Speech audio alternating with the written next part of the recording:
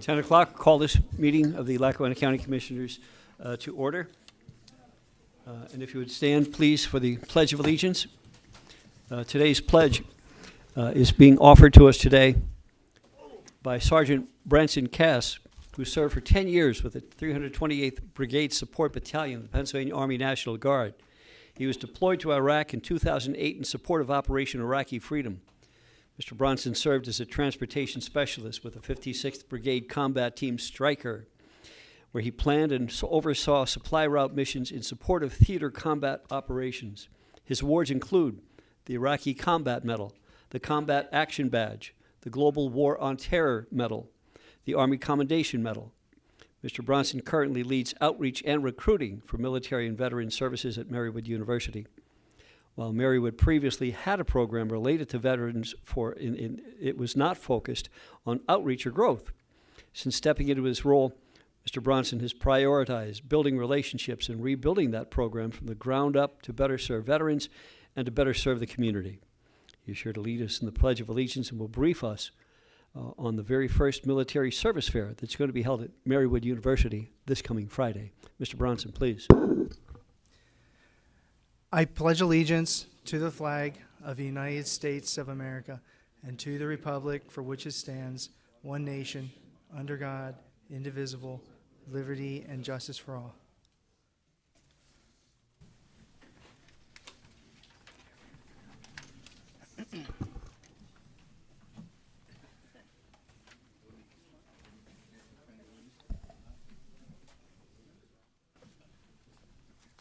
Well, thank you for having me. I just take a minute here. So I am from Marywood University, and this Friday we are having our first ever Veteran Services Fair. It is from 9 to 11 in the Fireplace Lounge, and then we have a guest speaker. It is Brigadier General P.A. Keith Graham, the Executive Director for Veterans Programs and Services. He is going to be talking about navigating the transition from military to civilian life, and specifically we're going to be covering the challenges veterans face during this time, from mental health, housing, education, how the program supports fellow veterans, and why it's important to connect early with the available resources, and how the community supports them. Great. Thank you. Thank you. Thank you for being here. If you could indulge us for just a moment, Mr. Bronson, would you join us up here for a quick picture? Mr. Bronson might want to get back up to Marywood University, and if rather than have him waiting through the meeting, if you could, we're going to take a quick picture with Mr. Bronson.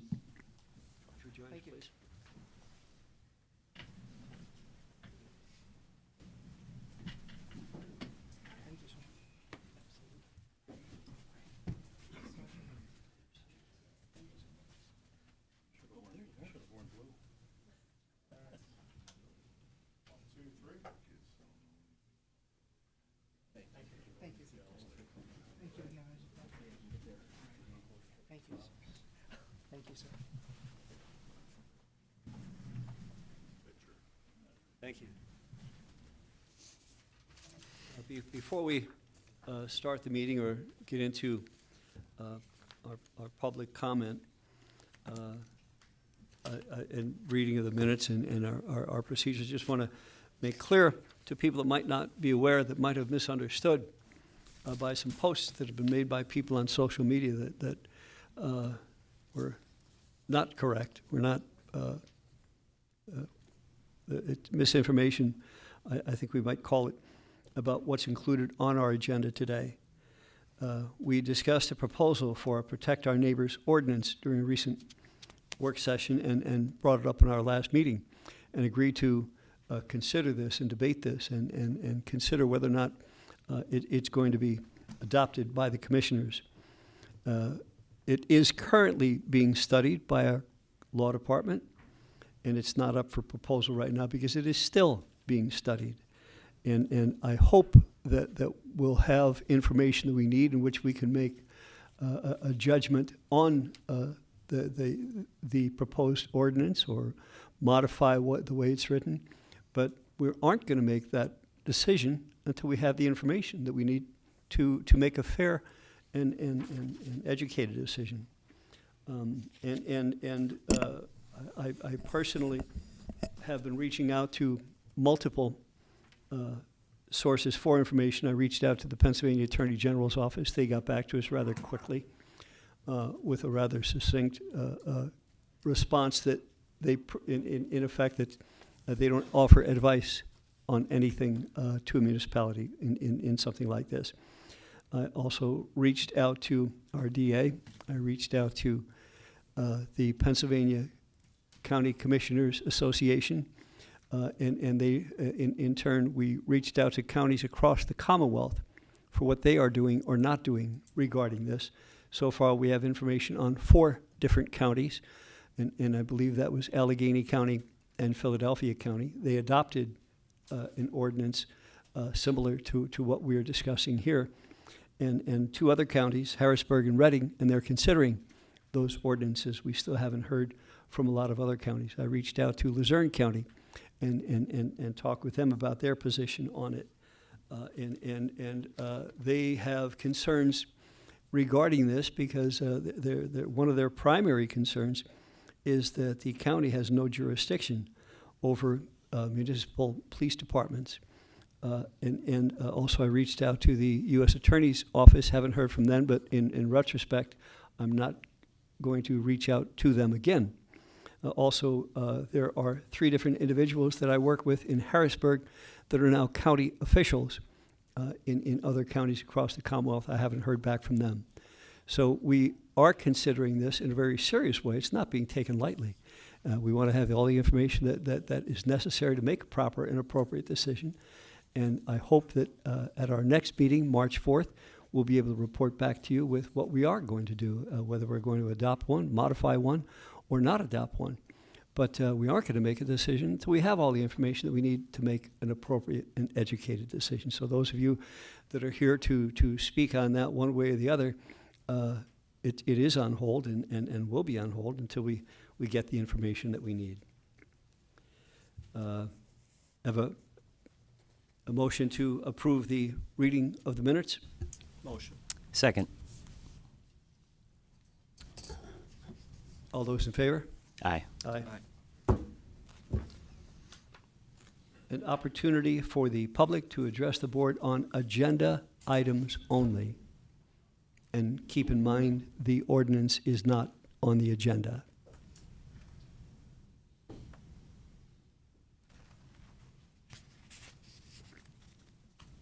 Hearing none, moving to Resolution 260051. These certificates. Oh, I'm sorry, the certificates, and this is something that is very important. I see you all here. We do have the certificates of recognition that your commissioners and an entire county want to present to people that were involved in that horrific fire up at Lehigh Hospital in Dixon City, and all of the people that were involved in it, and they include the Dixon City Police Department. In honor of your service and dedication in keeping the residents of Lackawanna County safe during the devastating fire event at Lehigh Valley Hospital in Dixon City, Lackawanna County 911 dispatchers, in honor of your service and dedication in keeping the residents of Lackawanna County safe during the devastating fire event at Lehigh Hospital in Dixon City, the Dixon City Fire Department, just incredible service and dedication in keeping the residents of Lackawanna County safe during the devastating fire event at Lehigh Valley Hospital. And Pennsylvania Ambulance, service and dedication in keeping the residents of Lackawanna County safe during the devastating fire event at Lehigh Valley Hospital in Dixon City, and all of the people that stepped up, the staff, the volunteers, and all of the rescue workers, our EMA department.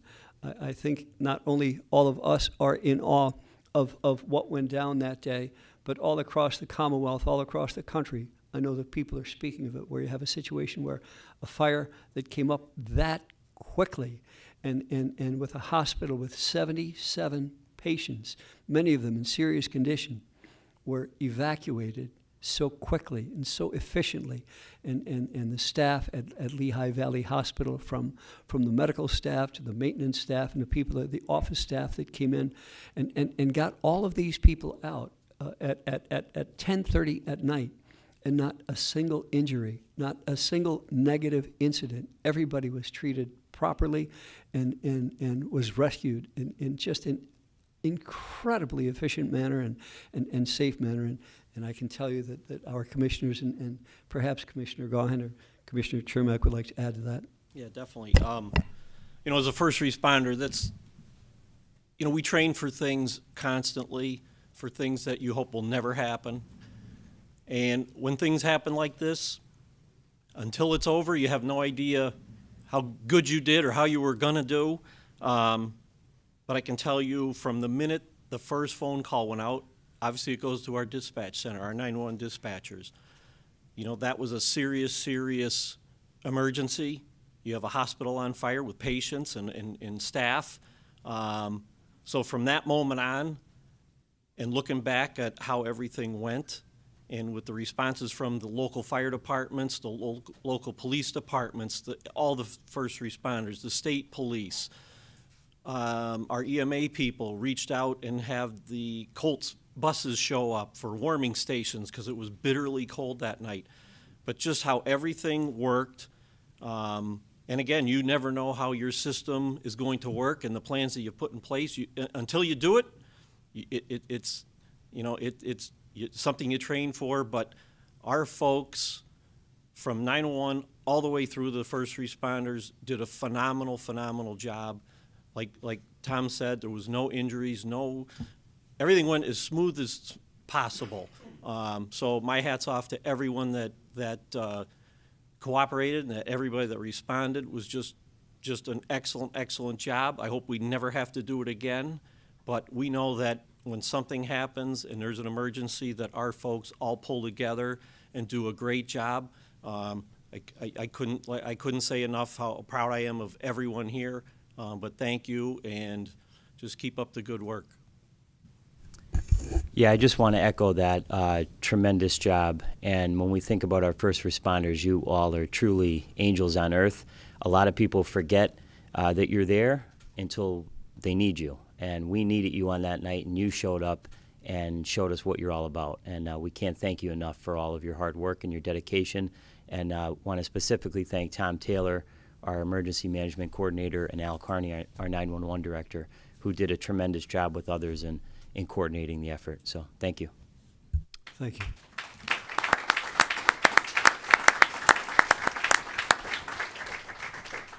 And also, if you would indulge us one more time, we'd like to take a picture with all of our EMS and first responders and Al and Thom real quick and let them get back to work as well.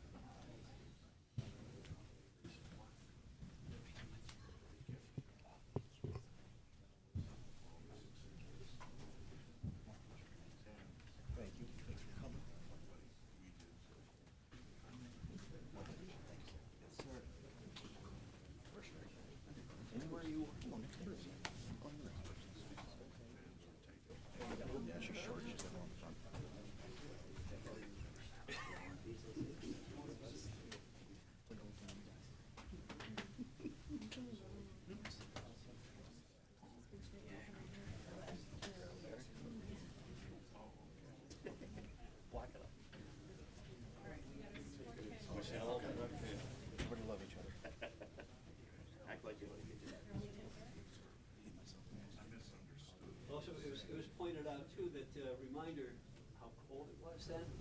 Just thank you. Okay, everybody ready? 1, 2, 3. All right.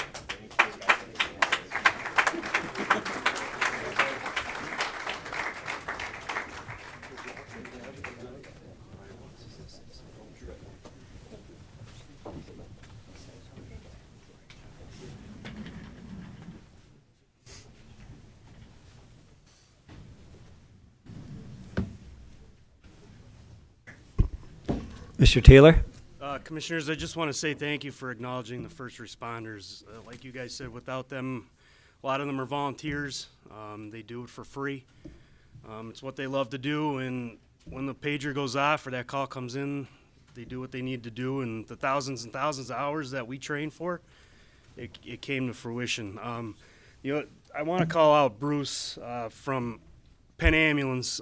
He orchestrated what I would probably say a once-in-a-lifetime evacuation and triage of 77 patients that were all transported to area hospitals as far as Pocono, Bruce?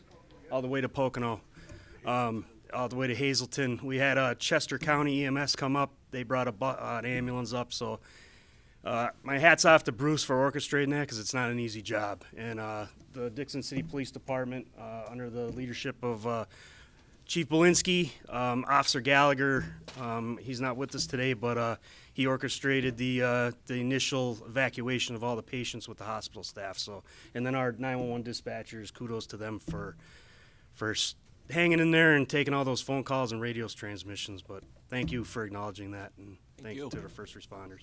Thank you.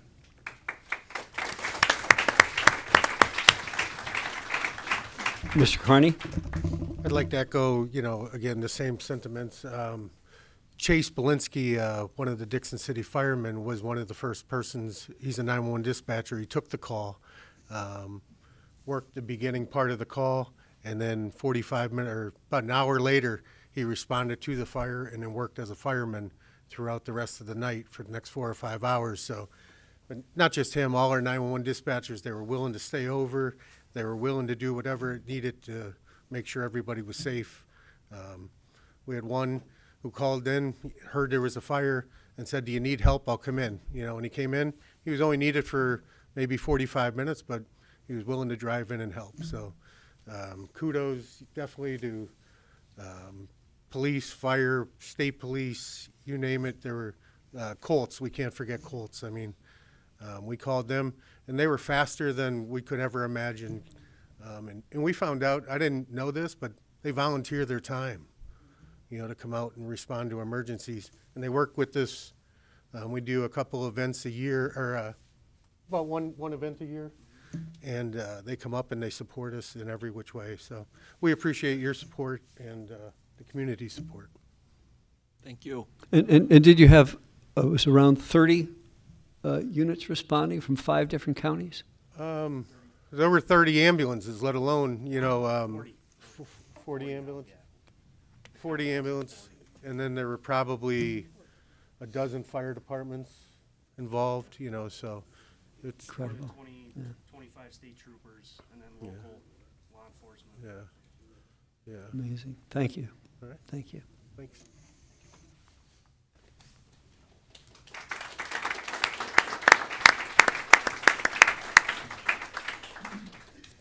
Resolution 26-0051. It's approving the current payables. Be it resolved, the Board of Commissioners of Lackawanna County is hereby approve the following payables. Lackawanna County's general fund numbers 396-589-397-182 inclusive, totaling $2,926,891.48. The county's electronic fund transfers, including all payroll accounts, totaling $9,724,051.75. Adopted regular meeting of the Board of Commissioners of Lackawanna County held on February 18th, 2026. Mr. Chairman.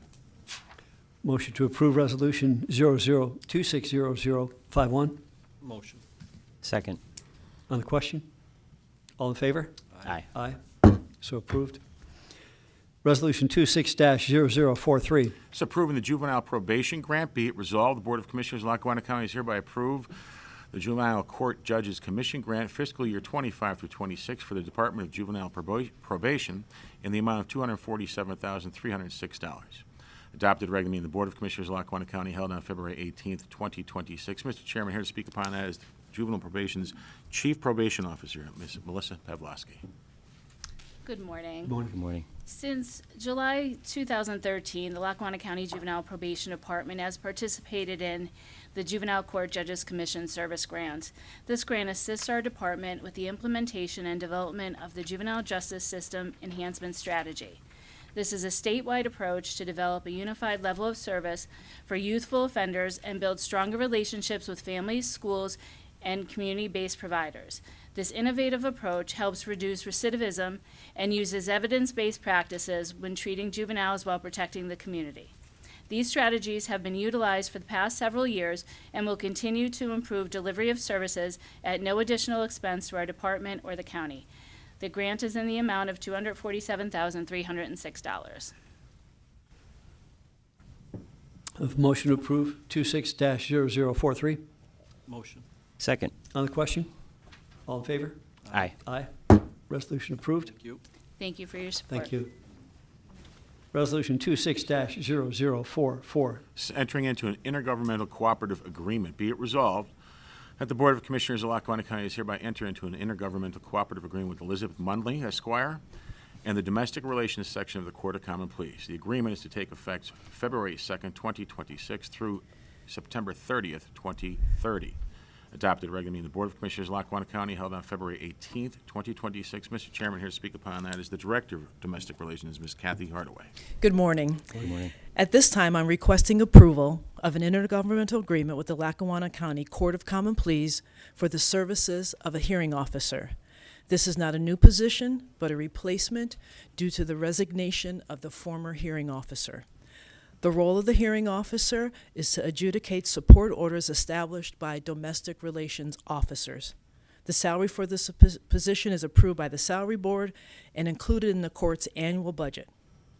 Under this agreement, the Domestic Relations Office will submit a monthly statement of expenditure to the Bureau of Child Support Enforcement, and the court will be reimbursed for the percentage of services rendered at the rate of 66% for both salary and health care expenditures. This position is required under the cooperative agreement signed by the President Judge, County Commissioners, and the Pennsylvania Department of Human Services. Thank you. Do we have a motion to approve Resolution 26-0044? Motion. Second. On the question? All in favor? Aye. Aye. Thank Motion you. approved. Thank you. Resolution 26-0045. This is adopting the procurement card policy and agreement. Be it resolved, the Board of Commissioners of Lackawanna County is hereby adopt the Lackawanna County procurement card program policy and does hereby enter into a contract with PNC Commercial Card Program Agreement. Adopted at a regular meeting of the Board of Commissioners of Lackawanna County held on February 18th, 2026. Mr. Chairman, here to speak upon that is our Chief Financial Officer, Mr. Dave Bolzoni. Good morning, Commissioners. The introduction of this program, which is really a partial advancement into a more electronic payment realm, is the first part of two phases in injecting greater efficiencies into our payables process. The second phase is automating the accounts payable process using a much greater frequency of electronic payments. That's to come in the future. The procurement card is a specialized credit card program which will be conducted with PNC Bank, and the agreement you have is from PNC. This program has been discussed within the county actually dating back to 2012, with various iterations surfacing every so many years. In 2025, Lackawanna County issued in excess of 8,000 checks in amounts less than $1,000. Not that we plan to migrate this entire subset to the card program, but for incidentals and many one-time small dollar payments, there are costs which would certainly be eligible for the program. Costs associated with bank account activity, postage costs, internal costs that go along with the process add up to what amounts to an inefficient process overall. The Revenue and Finance Department will be working closely in conjunction with the Controller's Office, which was very helpful in constructing and advancing the program and in implementing it. I will like to acknowledge the assistance of Reggie Mariani. I thoroughly enjoy debating him every opportunity I have, principally because he has a brilliant financial mind. Our plan is to begin with several departments and make some refinements as we proceed. The card program is very restrictive, and any participating departments will have training requirements for its use. There is no cost for this program, and it is recommended that the Commissioners approve the resolution. Do we have a motion to approve 26-0045? Motion. Second. On the question? On the question, thank you for bringing us into the 21st century here. It's a great program. I think it's a long time coming, and as you had stated, Mr. Bolzoni, it'll make us much more efficient. So, thank you. Commissioners, if I may, I'd like to take a moment and commend the three commissioners for the willingness to table this issue until I was able to ensure that the Controller's Office would be able to audit and approve every charge from the new procurement program before payment. And we were able to do that, so thank you. I'd like to acknowledge our CFO, Dave Bolzoni, for a great job putting this program together, working with our office. And not only is he a great CFO, but he's probably the most honest person I know. So great job, Dave. Thank you. Thanks. All those in favor? Aye. Aye. Motion approved. Resolution 26-0050. This is entering into a natural gas agreement. Be it resolved, the Board of Commissioners of Lackawanna County is hereby enter into a master natural gas sales agreement with UGI Energy Services for the county courthouse and prison. Adopted at a regular meeting of the Board of Commissioners of Lackawanna County held on February 18th, 2026. Mr. Chairman, once again, here is Mr. Bolzoni. Several comments, Commissioners. UGI Energy Services is the brokerage arm of UGI Corporation. The Energy Services Division is the county's broker for natural gas services. The relationship really pertains, at least at this point, to two accounts with a total budget of $160,000. The county's total budget for natural gas is $263,700. This process compares with that completed for the electric supplier with a budget which has much less net exposure than was the case with electricity costs, which was $1.3 million. The contract with UGI Energy Services allows for a negotiated extension, which is what we're doing. Given that the price of natural gas has ranged in the $3 per decatherm range, and the resulting difference in our review of electricity suppliers amounted to a cost difference of 0.38 of a cent, I would say given the lower amount of natural gas usage and the cost differential on the electricity requests, we received two bids. The pricing was very close. It's more cost effective to negotiate the rate going forward with UGI. And UGI is the principal natural gas supplier in all of eastern Pennsylvania. Now, I would like to comment on the process. As a broker of natural gas supplies, the contract may be awarded as a professional service. Utility brokerage services may be considered professional services in local government procurement if they require specialized knowledge, intellectual expertise, and consulting skills rather than mere labor, all of which qualify for this agreement. Brokers act as specialized agents, providing expert analysis, market evaluations, and negotiation services for energy procurement, distinguishing them from just standard suppliers. It's the use of the equivalent of what I'd call call options. It's a very complicated process of purchasing natural gas, which has resulted in favorable cost structures for the county and which qualifies this brokerage retention as a professional service. I'd recommend approval of the 5-year contract with UGI Energy Services.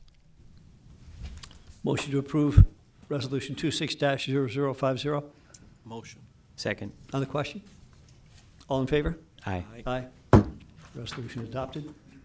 Resolution 26-0054. This is entering into a Ninth Amendment to the concert concession agreement. Be it resolved, the Board of Commissioners of Lackawanna County has hereby entered into a Ninth Amendment to concert concession agreement by and between Lackawanna County, the Lackawanna County Performing Arts Center Authority, and Live Nation. The term of the agreement is hereby extended 1 year with the new expiration date shall be December 31st, 2026. Adopted regularly meeting. The Board of Commissioners of Lackawanna County held on February 18th, 2026. Commissioners, this is a 1-year extension with the contract between the authority and Live Nation and us. It also provides us to have a serious discussion about finally rehabbing the entire area up there at the amphitheater, dealing with parking problems and the traffic problems. So we will be diving straight into a full look at rehabbing the amphitheater in the very near future. We have a motion to approve Resolution 26-0054. Motion. Second. On the question? On the question, I am going to be voting in favor of this agreement for several reasons. This is something that we have been working towards since I took office in 2024. And there are issues up on Montage Mountain as it relates to the amphitheater. I don't need to tell anybody in this room who's ever been up there for a concert that traffic is a major issue. Parking is an issue. Those two things, we have been in discussions with Live Nation and with other individuals on how we can address those and how we can mitigate the disaster that occurred with the last concert this past summer. As the Chief of Staff mentioned, one of the other reasons I'm supporting this is because this is going to lead into a discussion about a long-term agreement, which I think both parties have wanted for a long time, a 10 to 15-year agreement, which I know they had a long time ago. This also points to the fact that we do need to bring the amphitheater into the 21st century. There needs to be major league renovations. There's a lot of issues up there, but one of them is, very simply put, the backstage area. When some of the acts come in, they don't want to go there because it's like something out of the Rocky Horror Picture Show. They bring their families with them and they want to hang out, and it's just not conducive to that. So we've been talking for the last year and a half, 2 years, about plans to really make it a first-class entertainment venue. Overall, the amphitheater, although there are issues, has a huge economic impact for Lackawanna County. Live Nation is the biggest player in terms of concert promoters in North America, and I think we're very lucky to have them, and so far they've been a pretty good partner with us. We are also lucky in terms of a county of our size to have an amphitheater, a baseball stadium, and a ski resort all in one geographic area. And we have to thank former Commissioners Joe Corcoran and Ray Alberici for having the foresight to push those projects through. This agreement is a crucial first step, though, to making much-needed improvements up there. And I think when people see the plans and when it's all comes together, I think you'll be very pleased with it. Thank you. I agree. Just to add to that, my position on it is what Commissioner Gaughan stated is absolutely true. We need to bring ourselves into we're like in the 80s and 90s with a facility that's up there, and that has to be changed. But one of the things that also has to be changed, and if it isn't, I couldn't support this for any renewal, and that is the relief of the traffic congestion. It is just unacceptable that it takes 2 hours at times to get up to see a concert and 2 hours to get out of there. And the other thing to me that is particularly unacceptable, and it's brought to light with what happened in Dixon City just 2 weeks ago, 3 weeks ago, and that is you can have the 3 lanes of traffic totally blocking that road. If there were a disaster, anything to occur up on top of that mountain, we couldn't get the people out of there other than a helicopter. That is absolutely unacceptable. We cannot put ourselves in a position to have something like that happen. So going forward, you can count on the commissioners working very, very hard with all the parties that can change that. And that includes perhaps some state and federal money to change that. But for me, goal number one is to change that traffic issue that can be a tragedy issue. All those in favor? Aye. Aye. Aye. Resolution approved. Resolution 26-0047. This is awarding the arts and cultural operational grants. Be it resolved, the Board of Commissioners of Lackawanna County is hereby award the 2026 Lackawanna County Arts and Cultural Operation Grants in the amount of $265,000 to 41 organizations as per attached. Adopted at a regular meeting of the Board of Commissioners of Lackawanna County held on February 18th, 2026. Mr. Chairman, here to speak upon that is our Director of Arts and Culture, Ms. Maureen McGuigan. Morning, Commissioner. Good morning, Commissioners. So this is our annual grant program we do every year for operational grants, which are nonprofits or municipalities that are established so they can apply for more funding than our project grants. All of these are vetted internally and externally by a panel and recommended for funding amounts. So that's what we're adopting today. And I'm wearing green, so one of the ones we fund is the parade day coming up. I probably don't need to give that one a plug, but just to give you an idea of the type, there's tons of things going on in this great county we live in. So keep your eyes open for more announcements on what's going on. I think the green is also for a go on the resolution, huh? If a motion to approve Resolution 26-0047 Motion. Second. on the question? All in favor? Aye. Aye. Resolution approved. Resolution 26-0048. It's the award in the Arts and Cultural Project Grants. Be it resolved, the Board of Commissioners of Lackawanna County is hereby award the 2026 Lackawanna County Community Arts and Cultural Program Grants in the amount of $100,000 as attached here too. Adopted regular meeting of the Board of Commissioners of Lackawanna County held on February 18th, 2026. Mr. Chairman, once again, here's Director McGuigan. So these are our project grants, which I really like this because anybody can apply. They're for individuals, municipalities, nonprofits, schools. So if there's anybody in the audience or watching at home that would like to apply, you can talk to us. But every year it's grown, and we have some really great projects. It goes through the same process. They're reviewed internally and externally by a panel. And so we just have a great list, which we'll be promoting throughout the rest of the year. We have a resolution to, a motion to approve Resolution 26-0048 Motion. Second. on the question. All in favor? Aye. Aye. Resolution approved. Now, Resolution 26-0052. So entering into a mural joint venture agreement. Be it resolved that the Board of Commissioners of Lackawanna County is hereby enter into a mural joint venture agreement with Scranton Tomorrow Incorporated for the development and or curation of the public art mural to be installed on the south wall of a building located at 307 Penn Avenue in Scranton, Pennsylvania. Adopted regular meeting of the Board of Commissioners of Lackawanna County held on February 18th, 2026. Mr. Chairman, once again, here is Director McGuigan. In recent years, we've had the great opportunity to enhance all the great revitalization that's been going on in Scranton.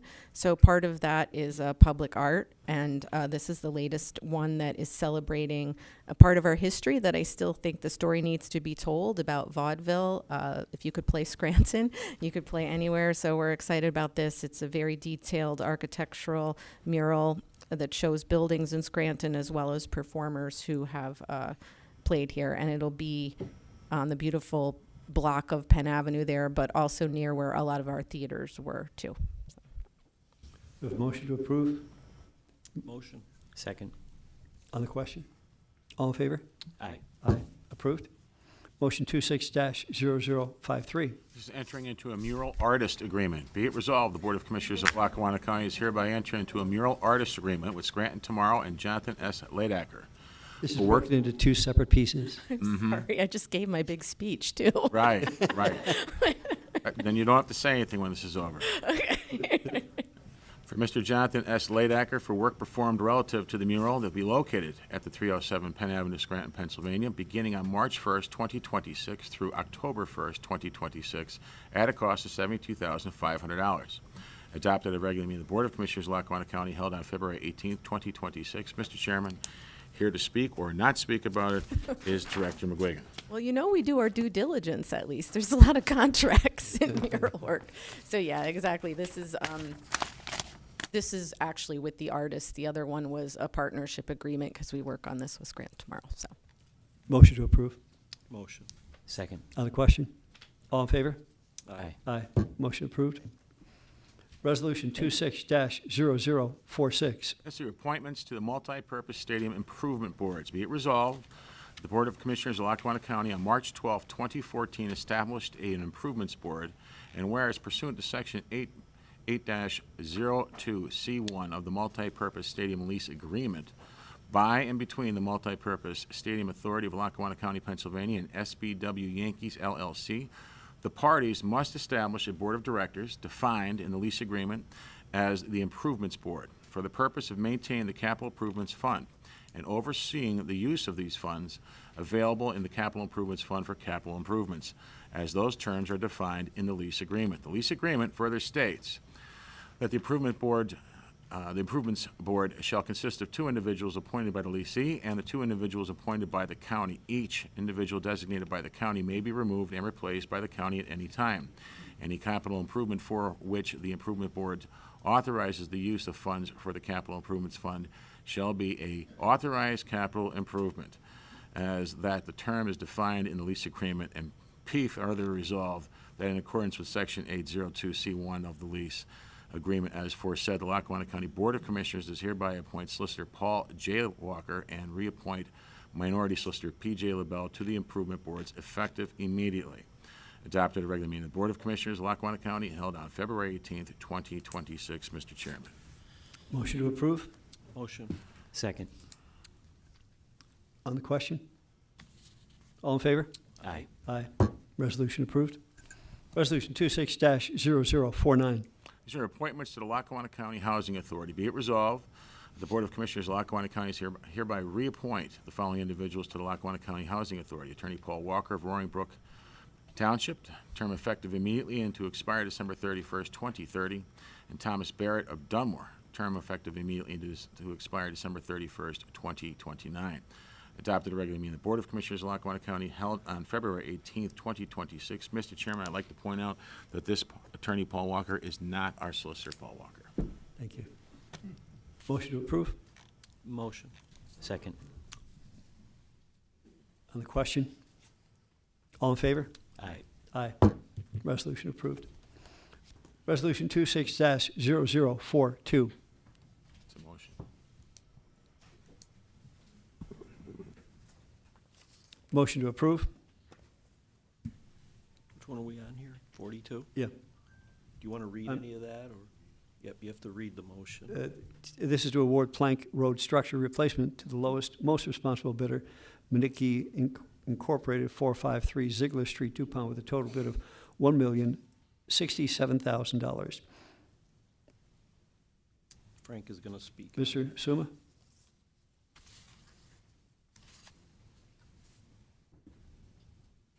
Good morning. This contract award is for the bridge replacement contract for Plank Road Bridge over the Lehigh River in Clifton Township. For those that may not remember, this bridge was actually closed for emergency repairs about approximately 5 years ago and reopened under temporary conditions. So this project will take care of a permanent replacement for this critical crossing. It's the only crossing over the Lehigh River coming from the... Sorry about that. So, as I was saying, this project will take care of a permanent replacement for this critical crossing over the Lehigh River. It's the only crossing coming from the I-380 interchange to the state game lands in Clifton Township.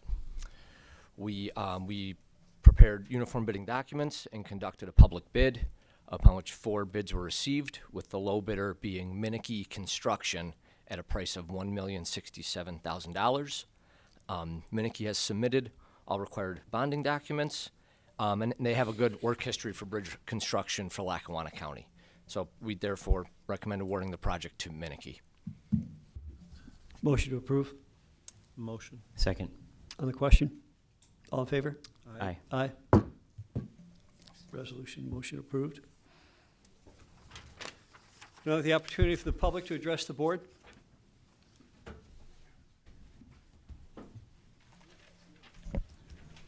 Bob Bola, Scranton. You know, I understand you tabled Gaughan's proposal, but I want to take the time to address how dangerous and reckless it is for the minority commissioner, Gaughan, to direct Lackawanna County personnel to be uncooperative with ICE.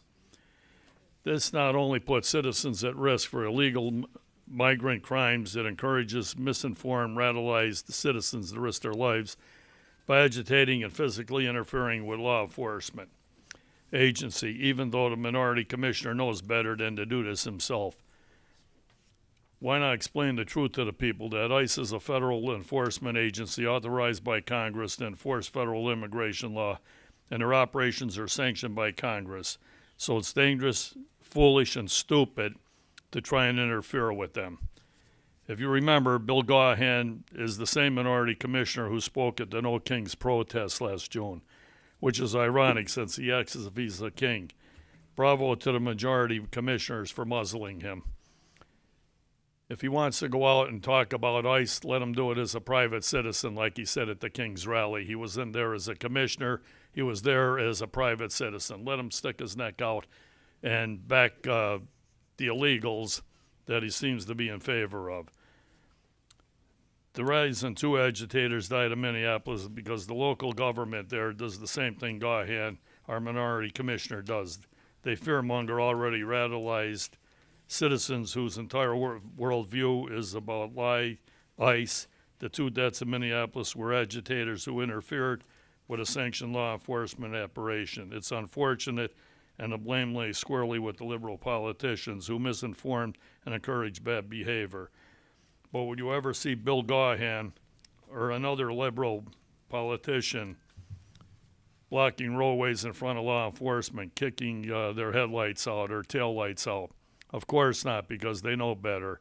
But they count on you to not knowingly know better and use you to pander to the National Democrat Party. The things you never see are those politicians themselves physically interfering with ICE operation. They know they're a federal enforcement agency created by Congress and authorized to enforce immigration. They just lie to the citizens they're supposed to work for. You just play partisan games and encourage anyone misinformed and radicalized enough to listen to you to go and behave in a way that's likely to get them killed. Be advised that I have formed a relationship with FBI Director Kash Patel, and I'll hold that up here. I have a personal relationship, Gaughan, and let me continue. Let me continue. I've offered him the church that you pushed to have sold in the sale with the Lackawanna County Tax Claim Bureau, and you'll get your opportunity to defend that in the federal lawsuit I filed for fraud. I've offered him free and clear that facility for an office and containment, because what I want in the city of Scranton, and the mayor has to understand it as well, we want protection from illegals, pedophiles, criminals, and everyone else that's here illegal in our country. And that's where we're at. I'm glad you got muzzled. It was about time. Thank you. Any other outbursts, you'll be removed from the room.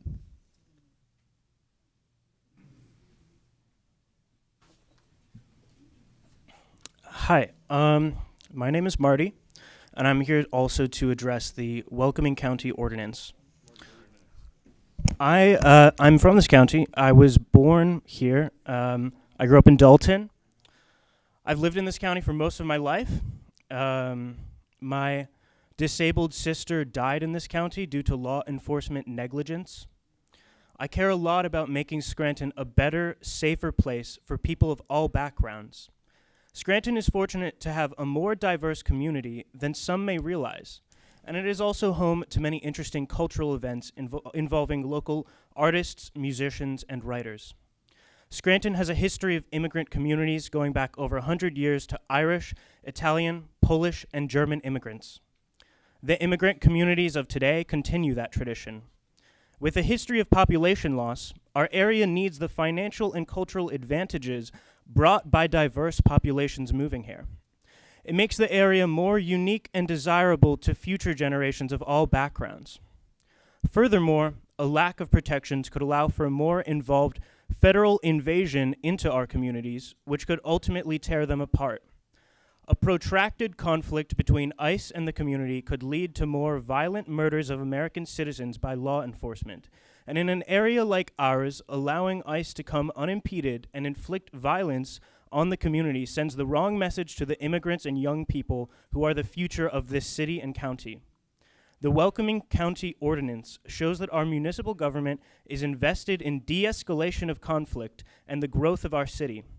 Our area needs the financial and cultural assets that immigrants provide in order to cultivate higher levels of economic and cultural activity.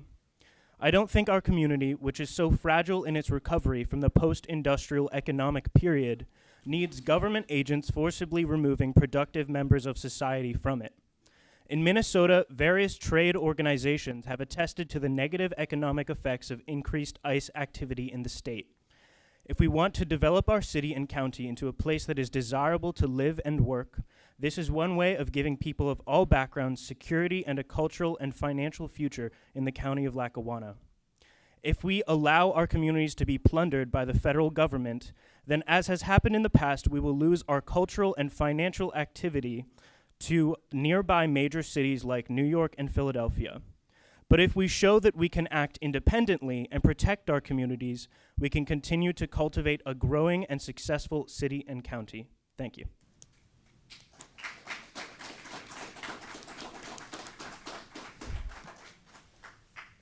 Good morning, everyone. I apologize that I won't be able to be here at the March 4th meeting, as I'll be in England at part of a Global Women, Faith, and Climate meeting. So I wanted to read today a statement If you would please from- identify yourself. What? I'm sorry, if you would identify yourself, Oh, please. sorry, Thank Rabbi you. Thank Daniel you. Swartz. So I wanted to read today a notice from the Scranton members of the Scranton area ministerium. I'm going to try to produce a miracle this morning and be a clergy member who doesn't take my full 5 minutes. We, the undersigned religious leaders and educators from diverse faith traditions throughout Lackawanna County, express our strong support for our county implementing clear and forthright policies welcoming immigrant and refugee communities to our area. Our traditions, each in their own way, call on us not only to work for societal justice, but also to give special care to the most vulnerable among us. For example, the 5 books of Moses reiterate 36 times how we are to protect and love the foreigner, as in Leviticus 19:33. The foreigner who resides with you shall be to you as one of your citizens. You shall love them as yourself. America has always been its strongest and best self when, as a nation, we proclaim, as noted by the poet Emma Lazarus on the Statue of Liberty, "Give me your tired, your poor, send these, the homeless, tempest-tossed, to me." Our region, at least from the days of the Lenape, the Muncie, the Shawnee, and the Susquehannocks, has been a place where different peoples have come together. May we in Lackawanna, named for where the streams join, continue to be welcoming, sharing our blessings with all of God's children and creating a little bit of paradise here where the waters meet. Signed by Farouk Abadrabo, Reverend Mark Alexander, Rabbi Marjorie Berman, Rabbi Daniel Bubness, Dr. Daniel Casaci, Elder Richard Fowler, Reverend Dr. Matt Gorkos, Chaplain Kathleen G. Caskell, Dr. Melinda Crocus, Allison LaRusso, Charlotte Ledbetter, Lori Lochney, Elder Deb Morrissey, Reverend Dr. Tyler J. Perry, Shivani Patel, Reverend Jason Schwartzman, Rabbi Daniel Swartz, Deacon Don Talley, Rashid Thomas Muhammad, Dr. Marwan Wafa, Vera Walin, Dr. Philip Yovics, and I'll send a copy of that to you as well. I want to also invite everyone to on Saturday, February 28th, to Temple Hesed for our Purim celebration, which not coincidentally is a story about immigrants trying to be pushed out of a community, but it's a little more fun. Thank you.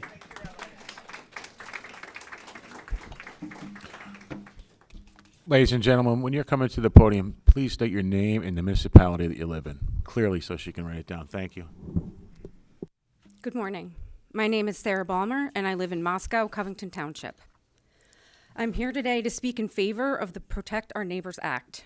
In 2009, my husband and I adopted our daughter, Lily May, from Jiangxi, China.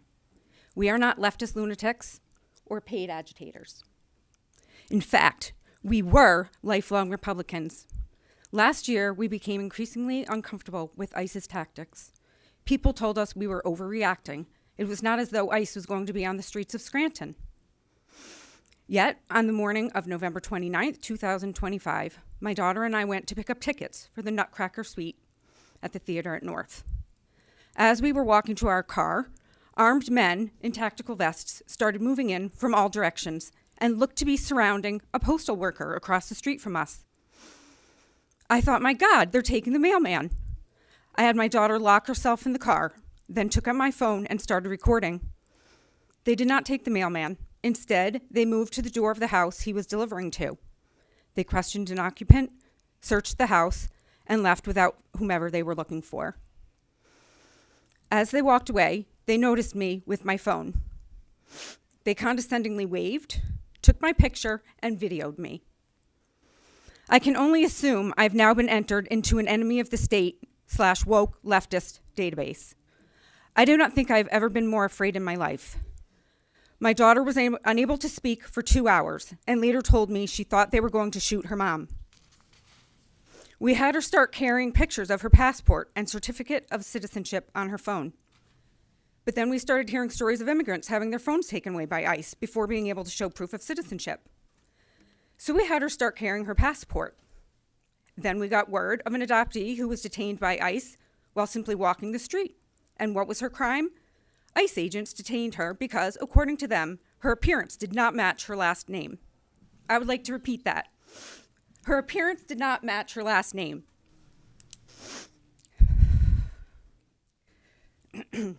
We live in the United States of America. We are a nation of immigrants. My daughter is a beautiful, intelligent, kind, and gentle human being. She is a senior in high school. She is the absolute light and joy in our life. She belongs here.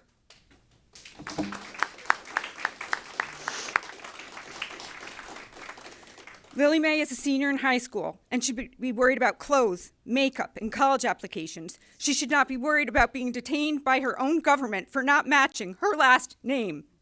This is not normal. This is not okay. We cannot allow this to be okay. I have written to my representatives and received only dismissive, canned responses. I recently watched a Facebook video of Mr. Gaughan. He was introducing the Protect Our Neighbors Act, and I cannot tell you how much it meant to me and to my family to finally have someone acknowledge the fear that our family and countless others are living with right now. We support law enforcement. We have law enforcement in our family.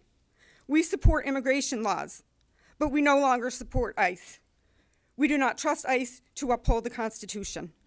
Disappearing people with no due process is fundamentally un-American, and I respectfully ask that you vote in favor of this act. The only thing necessary for the triumph of evil is for good men to do nothing. Thank you. Thank you.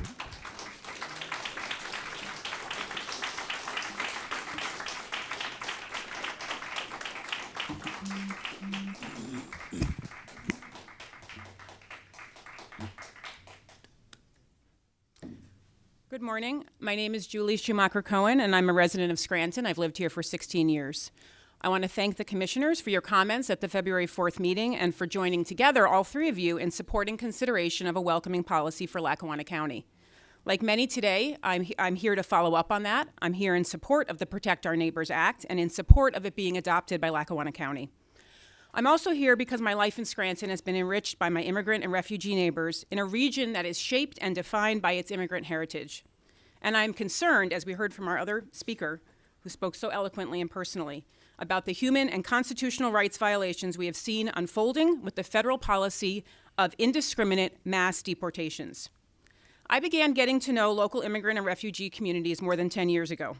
Some of you may remember a photo that went viral on September 2nd, 2015. It was a little Syrian boy. His name was Aylan Kurdi. He was drowned, lying face down, washed up on a Mediterranean beach. He died because there was no right way for his family to flee their country's civil war. The world was closing its doors to Syrian refugees. This could have been any one of us. Ask ourselves, how would you like to be treated? Some of us carry stories like this in our own families. My grandmother's cousin was sheltered by Italian Catholic nuns to stay safe from the Nazis. In recent weeks, seniors at a Florida Jewish home asked if they could hide their immigrant caregivers in the basement. Many are Holocaust survivors, and the treatment that they're seeing of immigrants and refugees in the United States in 2026 is reminding them of Anne Frank and their own plight in Europe in the 1930s and 1940s. A couple weeks after the photo of little Aylan shocked the world in fall 2015, Pope Francis spoke to the U.S. Congress imploring action around the global migration crisis. Last February, he spoke out again against mass deportations in the United States. He said, and I quote, "What is built on the basis of force and not on the truth about the equal dignity of every human being, it begins badly and it will end badly." He was right. This is ending badly, including with 2 U.S. citizens dead in Minneapolis and countless immigrants terrorized, and we want to prevent that from happening here in Lackawanna County. Throughout his papacy, Pope Francis urged against indifference, and Pope Leo has cautioned against a sense of powerlessness. We are not powerless. As community members, we can use our voice, and we can continue to forge bonds of friendship and solidarity with our immigrant neighbors. And you all, as commissioners, as public servants, are definitely not powerless. You have the power to move policies forward that can ensure we abide by the Constitution and we respect the human and civil rights of all residents regardless of their immigration status. Too often today we are being presented with a false choice. Choose either safety or welcome. In fact, immigrants, including those without full legal status, commit crimes at a lower rate than U.S. citizens. And those currently held by ICE, just 14% have been charged or convicted of violent crimes. And yet, with food insecurity, rising housing and medical costs, billions of our U.S. taxpayer dollars are being used to separate families and lock people up across the country, including here in Pennsylvania, who are not a threat to anyone. We do not want Lackawanna County to be a proactive partner in a project that will be looked back upon as a low point in American history. And let's be clear, the kinds of policies under consideration would not deter policing to apprehend people who commit dangerous crimes. They would do the opposite.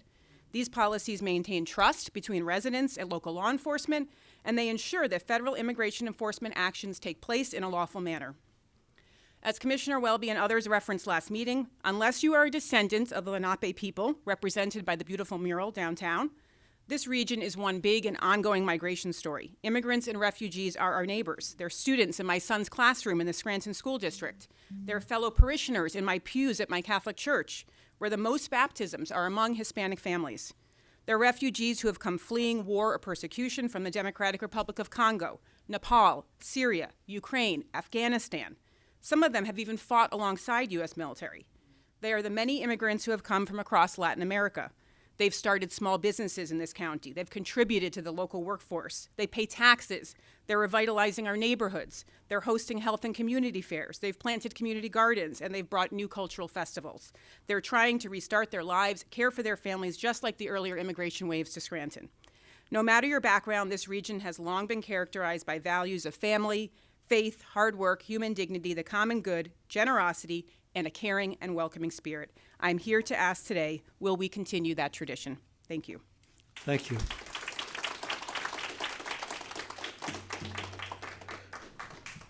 Good morning, everyone. First, I want to thank the commissioners for allowing me this time to share my thoughts. My name is Amber Viola. I currently live in Scranton. I grew up in Gouldsboro, so thank you for the bridge.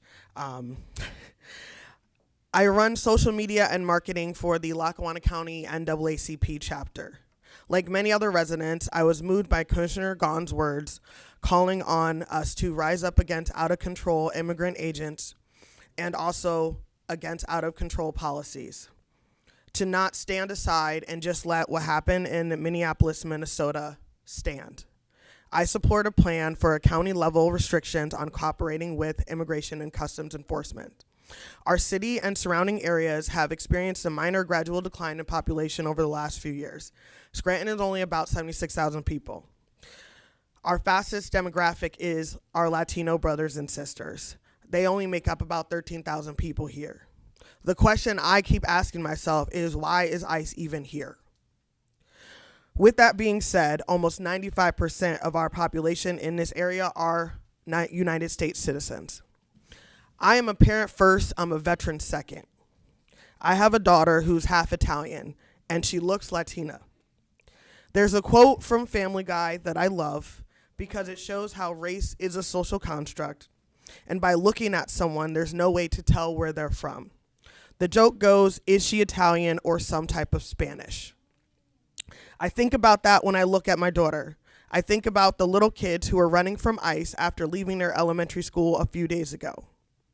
If ICE agents came and raided her elementary school, Robert Morris, what would they think she was? A head full of curly hair, they'd think she was Latina. Would they know that she was Italian and black? Probably not. Would they ask questions? Absolutely not. I've seen ICE in Scranton. There's times I've seen them and I've wanted to record and, do my thing, be a veteran, go stand up for what is right, but I have a kid, so I have to put that first. They're not stopping to ask people where they're from. They're going to churches that have served me wonderful Spanish beans and rice. and gone over there beating on their doors in their unmarked black SUVs on Main Ave. Lackawanna County and the Scranton area cannot afford to use our hard taxpayer money to work with these immigration agents. That's the federal government's responsibility to fund and enforce immigration policy, not ours. We have already seen how communities have been financially strained by decisions made on the federal level. We need to continue to protect all of Scranton. We are Lackawanna County. We are Scranton. We are Wayne County. We are Gouldsboro. We are Covington. We are all of these places. We are Scranton High. We are West. We are North Pocono. We are Abington. We're all of these things. We are me, you. Thank you so much for your time. Thank you, Amber. Thank you for your service, and also your little mini-me is an absolute sweetheart. Congratulations. Good morning. I'm State Representative Maureen Madden. I represent the 115th Legislative District, and I came here all the way from the Poconos this morning to commend you on the Protect Our Neighbors Act. We have, under the Fourth Amendment, a right to illegal search and seizure, and you can be detained for a little while if there's probable cause, but racial profiling isn't probable cause. And we're standing here talking about Americans who are being snatched off the street. Aliyah Rahman was born in Minnesota. She was on her way to the doctor's office when ICE agents showed her where to drive to. She did exactly that. And then one broke the passenger side of her window, and so the other one yanked her out of the door and threw her on the ground. She was a woman going to the doctor because of a traumatic brain injury, and she was on the spectrum. And this is what happened to her. And we have seized nearly 200 American citizens off the street and asked them to show their papers or prove who they are. I'm married to a Puerto Rican. I'm married to a dark-skinned Puerto Rican who makes his living playing in nursing homes and senior centers all through Monroe, Lackawanna County, even in New Jersey and New York. What happens if they go and raid, right? Let's get all the immigrants who are taking care of the seniors, our most popular, our most vulnerable population. What you are doing is necessary. You are standing up to a rogue government, and I wish that more local governments would do what you're doing, because the only way we get out of this is if we all rise up and we all say, this is not America, this is not democracy, and not one citizen is going to stand for their neighbors being snatched off the street. Now, 2 weeks ago, I asked Rob Bresnahan, well, I tried to, he ran away from him, how he felt about this, and he didn't have an answer for me. So all of you people who have mentioned that you've spoken to your representatives and you've spoken to your senators, go back and press them. Get an answer. We need to know where our government stands in protecting citizens and legal immigrants. And if you're here illegally, then you have to go back home, right? But if you're not, you deserve to be able to walk the streets of Scranton, the streets of Pennsylvania, the streets of America, and not worry about getting snatched up the street and thrown into a big empty warehouse that we seem to be buying up. Thank you for letting me speak. Thank you, Representative.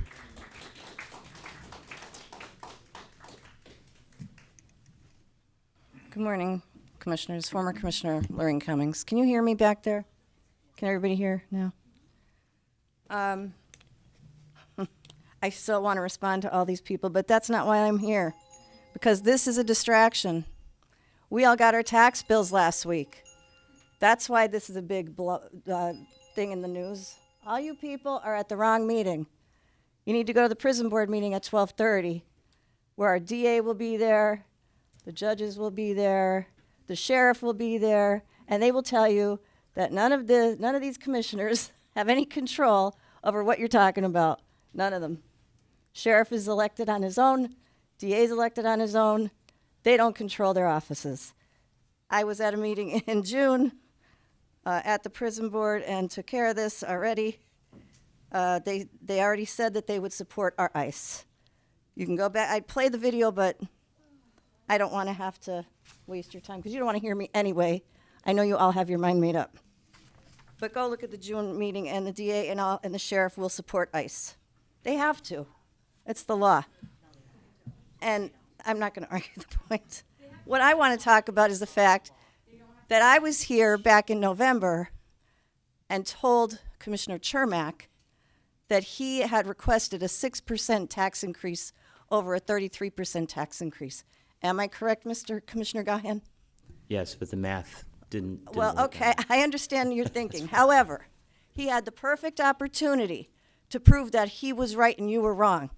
He sat his chair there for I don't know how many meetings because I was not feeling well, so I couldn't make it in here. And then he is now the vice chair.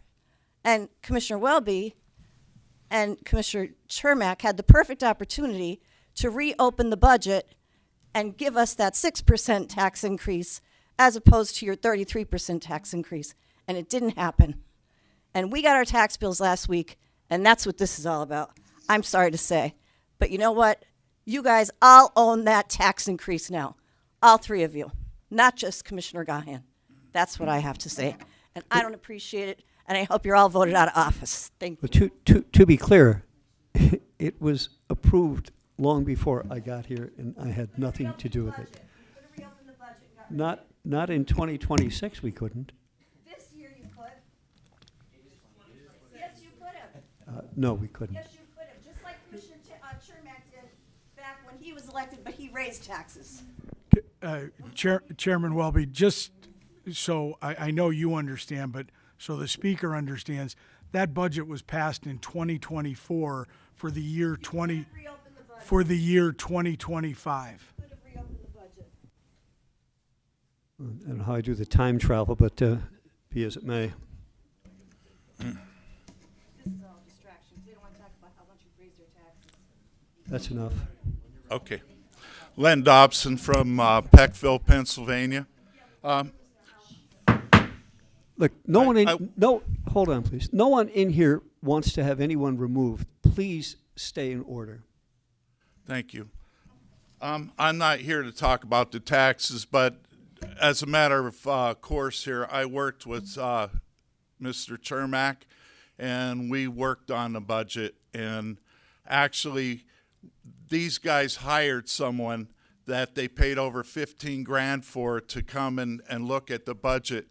These guys would not even take the time and sit down with us, even though the people from that budget committee that he hired said that they should have a look-see and see what we were about. We never got anything to say. We were not even heard. They just laughed at us. And that man up there went like that at me at the end of a meeting, like, you know, real mature. But anyway, that's a different subject. I'm here to talk about the same thing, the immigration. I hear people up here, and I agree with immigrants, you know. Immigrants should be allowed to stay here. I really believe in that. But let's define an immigrant and an illegal alien, because they are not synonymous. You cannot put them together. Okay, an immigrant, yes, he has the right to the Fourth Amendment. He went through the process. He said, hey, I want to be a citizen. Give me my green card or whatever, my working papers. And he stayed in line, and he did everything he's supposed to. The other guy snuck over the border, and he came here illegal. Now, with that border crossing, there were a lot of people that came over here that were very ugly people, pedophiles. There were murderers. Now, Maduro, okay, under the Maduro regime, they kept their people in prison. And what they did, guys, and you need to know this and understand the difference here. They used to let them out of prison every time the people got out of line in Venezuela. They'd hand them machine guns and everything else, and they would take care of the people. Then they'd go back to prison. They were allowed conjugal visits. These people got so dangerous that Maduro was afraid of them himself. You know what he did? Sent them to U.S. of A. And they're all here. And they're pedophiles in California. Now, you won't hear this on the press. You have to go to other sources and do your own homework. 2,000 children were picked up out of California that were in child trafficking sources. You won't hear that. They picked them up in Arizona. They picked them up in New York. We don't know what's here, okay? So you need to get that straight. These ICE people are not going after immigrants. They are going after very ugly people, rapists that can break into your house and rape your child. Oh, yeah, they are. And pedophiles. There's a whole pedophilia area that's going on in this country that nobody knows about. 300. Whoa. We'll clear the room. We'll clear the entire room children. if it's necessary. Sir, excuse me. You'll address the board, not the people here. And also, if you would, I know it's difficult sometimes, but please, regardless of whether you agree or disagree with someone's comments, please let them have their say. Please. Thank you. 300,000 children, as we were told, have disappeared in the last 4 years. We don't know where they are in this country, and they're busy finding them. Now, before you yap your mouth off, this is a beautiful book. It just came out. It's called The Invisible Coup. And it talks about one of the things that they're trying to do to destroy America is that they are bringing these immigrants in, but not just immigrants, illegal aliens. They're coming in here. They have drug system. They have the cartels are coming in here. 2 of the different cartels are sending people in here, and that's what we're up against. Guys, how would you like you to take your kid to school one day and all of a sudden they disappear? I don't want to worry about when I leave my house that they're going to break in and rape my wife. I don't want that. So before you go on with what's legal and what isn't, I want to read something real quick that FAIR put out. It said the Supreme Court has long recognized Congress's plenary power over the immigration, meaning federal law exclusively governs entry, removal, and naturalization. State law that conflict with federal law and the authority generally is preempted. That's what FAIR had found out. And in the process, they found out that the expenses were way over what we can afford in this country. God bless you all. Thank you.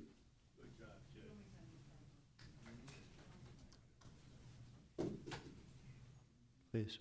Hello, my name is Michael Nicotera, and I'm a student here at the University of Scranton. I do actually have class to run to, so I'm going to make this brief. I know that was a tough act to follow, but I appreciate the dignified and civil comments of the previous gentleman. At any rate, he did make one point that I agree with, which is that we do, in fact, have a Fourth Amendment, and that Congress oversees the immigration process. However, anything passed by Congress still has to abide by the Constitution of the United States and by the Fourth Amendment. And I'm trying to speak, in favor of the Welcoming Agreement and in favor of the Protect Your Neighbors Act. I'd like to commend the Board of Commissioners for bringing this up.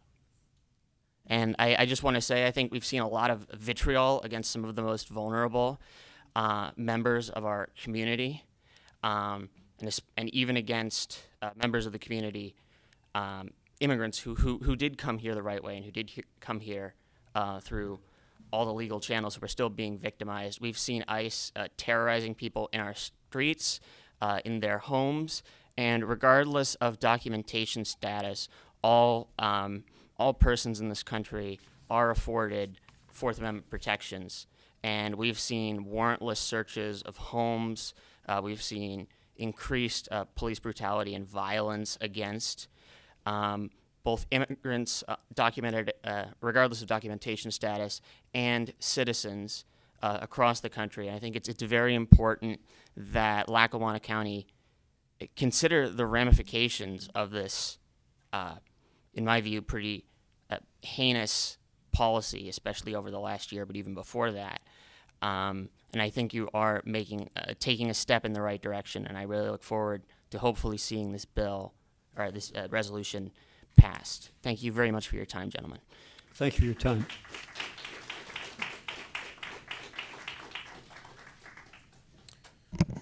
My name is Will Cohen, and I'm a Scranton resident, and I am a faculty member at the University of Scranton.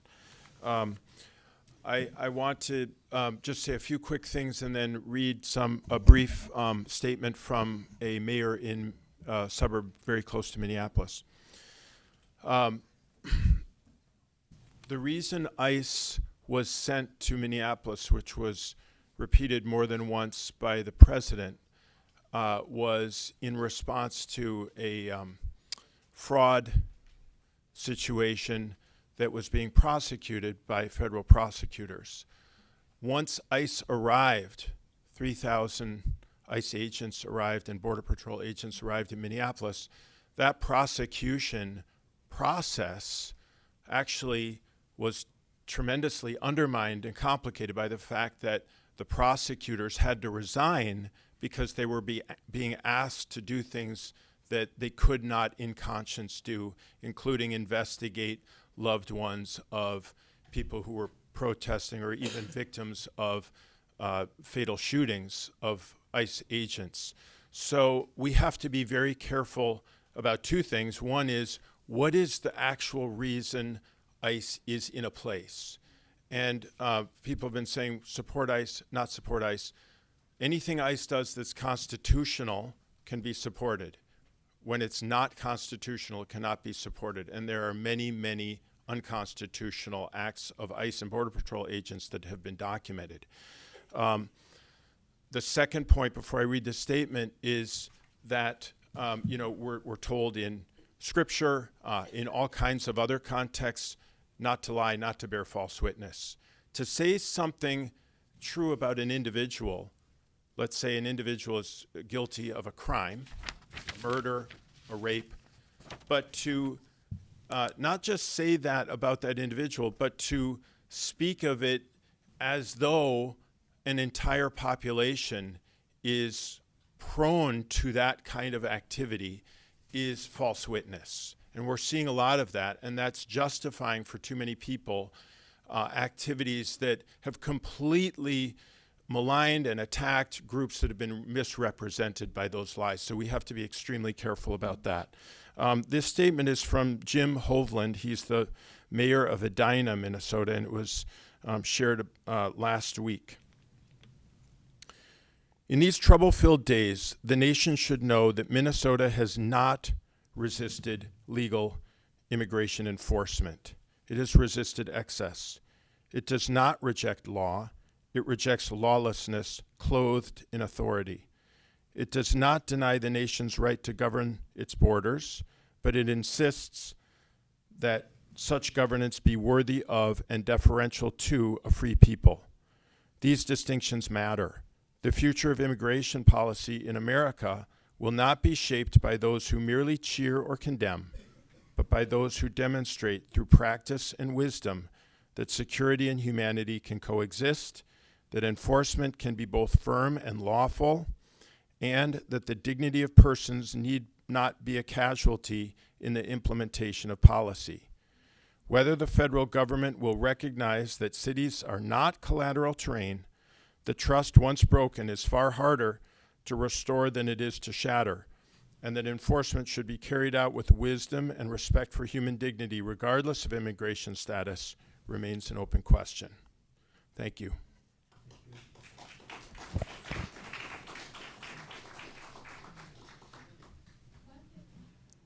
Joan Hodawan at Scranton. Are we having fun yet? I'm going to change the subject a bit. A couple weeks ago, I saw in the paper that Commissioner Gaughan was complaining about being muzzled by his fellow commissioners, some kind of change in policy where two commissioners had to sign off on any policy. And this is kind of silly. Commissioner Gaughan, at the end of every commissioner's meeting, you have commissioners' other business. Continue using that platform to speak your mind. Okay, I don't always agree with you, but I respect the fact that you're willing to take a stand on controversial issues. That's why I pay taxes and that's why I pay your salary. I can agree with you or disagree with you. Commissioner Chermak, I've heard you say before with regard to the data centers, you're not for them and you're not against them. Well, you're sitting precisely on the fence. Sooner or later, you're going to have to jump off and take a stand. I wish Commissioner Welby were here, but you can tell him basically the same thing. We pay taxes. We want you to do your due diligence. Don't, try to hide behind which way is the wind going to blow. Whether you agree with Commissioner Gaughan or not, at least he has the fortitude and the courage to say, this is how I'm voting and this is why. That's what I want to hear. Then I make the decision whether I will support you or not. I don't want someone who says, well, I'm for it and I'm not for it and I'm not against it. Hey, I could put a fifth grader in there to do that. I don't know if she's still here. Lorene, are you still there? There you are. Lorene Cummings, she's gone? Well, at least when she was commissioner, she did her homework every day, and she would do the same thing. She would say, this is my position, this is why. A lot of people never agree with her, and I was often one of them. But that's what you're expected to do as a commissioner. So, Commissioner Gaughan, don't worry about being muzzled. Believe me, anything you say under other commissioners' business will be on talk radio and the TV stations and in the newspaper, and it will be spread around. You don't need to, have the imprimatur as a county commissioner. People will want to hear what you have to say. They may not agree with you, but at least you've taken a stand, and that's why you're being paid. Thank you.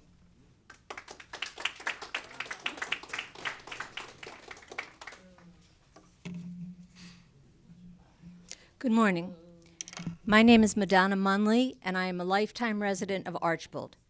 I came today to address the new Lackawanna County Public Communications Policy implemented by Commissioners Thom Welby and Chris Chermak, requiring at least 2 commissioners to sign off on any statement, publication, or posting issued on behalf of the Board of Commissioners or purporting to represent a position of the county. Based on an article in the Scranton Times-Tribune dated February 13th, 2026, it appears that Commissioners Welby and Chermak are concerned that the people of Lackawanna County would assume that something published with Commissioner Gaughan's name was also approved by them. Commissioner Welby is quoted as saying, "I think that one person shouldn't give the impression to the public that his opinion is that of the entire board without an opinion being made by the entire board." I can assure both Commissioner Welby and Commissioner Chermak that no one who is familiar with Lackawanna County politics or reads a newspaper would be under that impression. You have nothing to worry about. I am a part of a group in Archbold that has been working since last spring to protect our borough from the harmful effects of data centers. Archbold now has 6 data center projects with over 50 individual, enormous data center buildings, with a total of over 1,000 backup diesel-fueled generators that will be tested every month. 5 of those data center campuses are located near homes, parks, and school buildings. These 50 buildings will use enormous amounts of water and power and come with concerns about the health of our safety and, the effects of our health, safety, and welfare. The Wildcat Ridge project alone requires 1,600 megawatts of power every day, and that will come from Lake Scranton. That's enough to power 1,160,000 homes. And Wildcat Ridge is again one of 6 data center campuses in Archbold, and not the only one that plans on using water from Lake Scranton. Our group and many others in the county are doing everything in our power to protect our communities and find ways to stop or mediate the devastation we are facing. And we have felt alone in our struggle for a long time. Elected officials have been mostly silent or give a statement that is typical middle-of-the-road political speech. Commissioner Gaughan showed up for us, literally and figuratively. He showed up for us each time he stated plainly in newspaper articles and interviews how he was against data centers in the county. He showed up and spoke at public hearings on our behalf. He showed up when he reached out to us to offer to listen to our concerns and offer any help he can. And then just this morning I read in the paper that he showed up again with the letter that he sent to Governor Shapiro asking for a moratorium on data centers. We know that the county or state cannot override local zoning. But just to know that there is someone listening to us and offering whatever help is available is extremely meaningful to us. So believe me, when Bill Gaughan posts a statement in full support of the people of Archibald or any other community in this county concerning data centers, we all know that he is speaking on his own behalf. Mr. Welby and Mr. Chermak, you can rest easy, knowing that we are not under the impression that those statements reflect your support.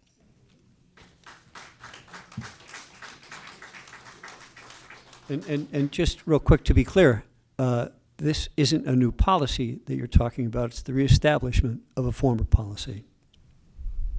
I would object to that, but we'll get to that later. Previous council, I think, can attest to that. Go ahead. Good morning. My name is Deacon Kat Tigerman, and I live in Madison Township. I serve as the Director for Evangelical Mission for the Northeastern Pennsylvania Synod of the Evangelical Lutheran Church in America, also known as the ELCA. And today I was asked to bring written words from our Bishop, Bishop Christopher DeForest. I write to you as Bishop of the Northeastern Pennsylvania Synod of the Evangelical Lutheran Church in America, and as a faith leader who represents more than 5,000 ELCA Lutherans who live, work, worship, and raise families in Lackawanna County.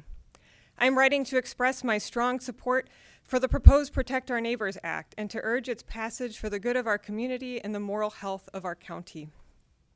At the heart of the Christian faith is a simple yet demanding commandment from Scripture: you shall love your neighbor as yourself, Mark 12:31. For Christians, this is not a slogan or an abstraction. It is a call to action that shapes how we treat those who live among us, especially the most vulnerable. Immigrants and refugees are not strangers to be feared, but neighbors to be welcomed, protected, and treated with dignity. The Lutheran Church has a long and faithful commitment to supporting immigrants and refugees who seek to enter this country legally and to rebuild their lives in safety. In Northeastern Pennsylvania specifically, Lutheran congregations and agencies have walked alongside newly arrived families for generations, helping with lawful resettlement, housing, employment, language learning, and community integration. These ministries are grounded in our conviction that every person is created in the image of God and worthy of respect. ELCA leaders have spoken clearly about this moment. Our national presiding bishop, Reverend Curry, has reminded the church that our faith calls us to protect human dignity, to stand with immigrants and refugees, and to resist systems that dehumanize our neighbors. He has also spoken of the importance of peaceful, faithful resistance when government actions sow fear in local communities, urging people of faith to bear public witness, grounded in love rather than violence or hatred. The Protect Our Neighbors Act reflects these values by affirming that local resources should not be used to intimidate or endanger immigrant families. This legislation helps ensure that all residents of Lackawanna County can access schools, healthcare, social services, and law enforcement without fear. Such trust is essential for public safety, community stability, and the well-being of every neighborhood. This is not a partisan issue for us as people of faith. It is a moral one. Passing this legislation is a concrete way to keep our neighbors safe and to uphold the values of compassion, justice, and mutual responsibility that strengthen our shared life together. I respectfully urge you to support and pass the Protect Our Neighbors Act. In doing so, you will affirm the dignity of all who call Lackawanna County home and help our community live more fully into the best of its values. Thank you for your service and for your careful consideration. Thank you.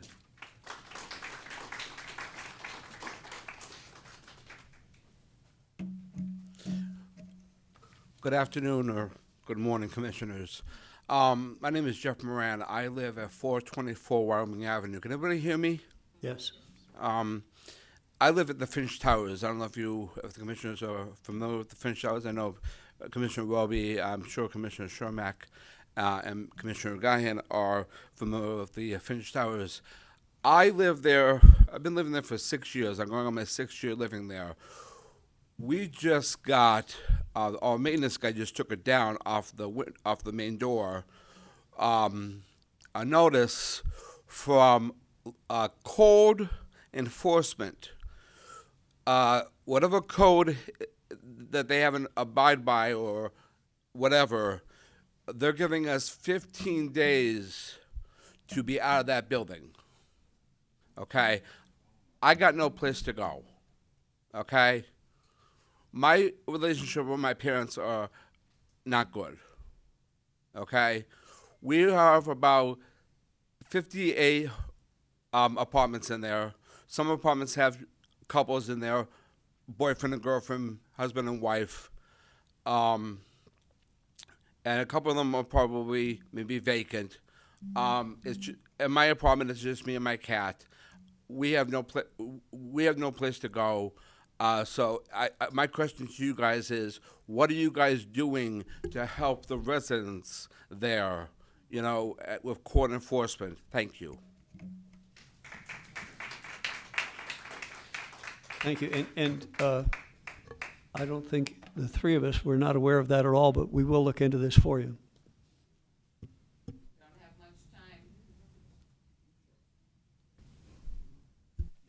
Good.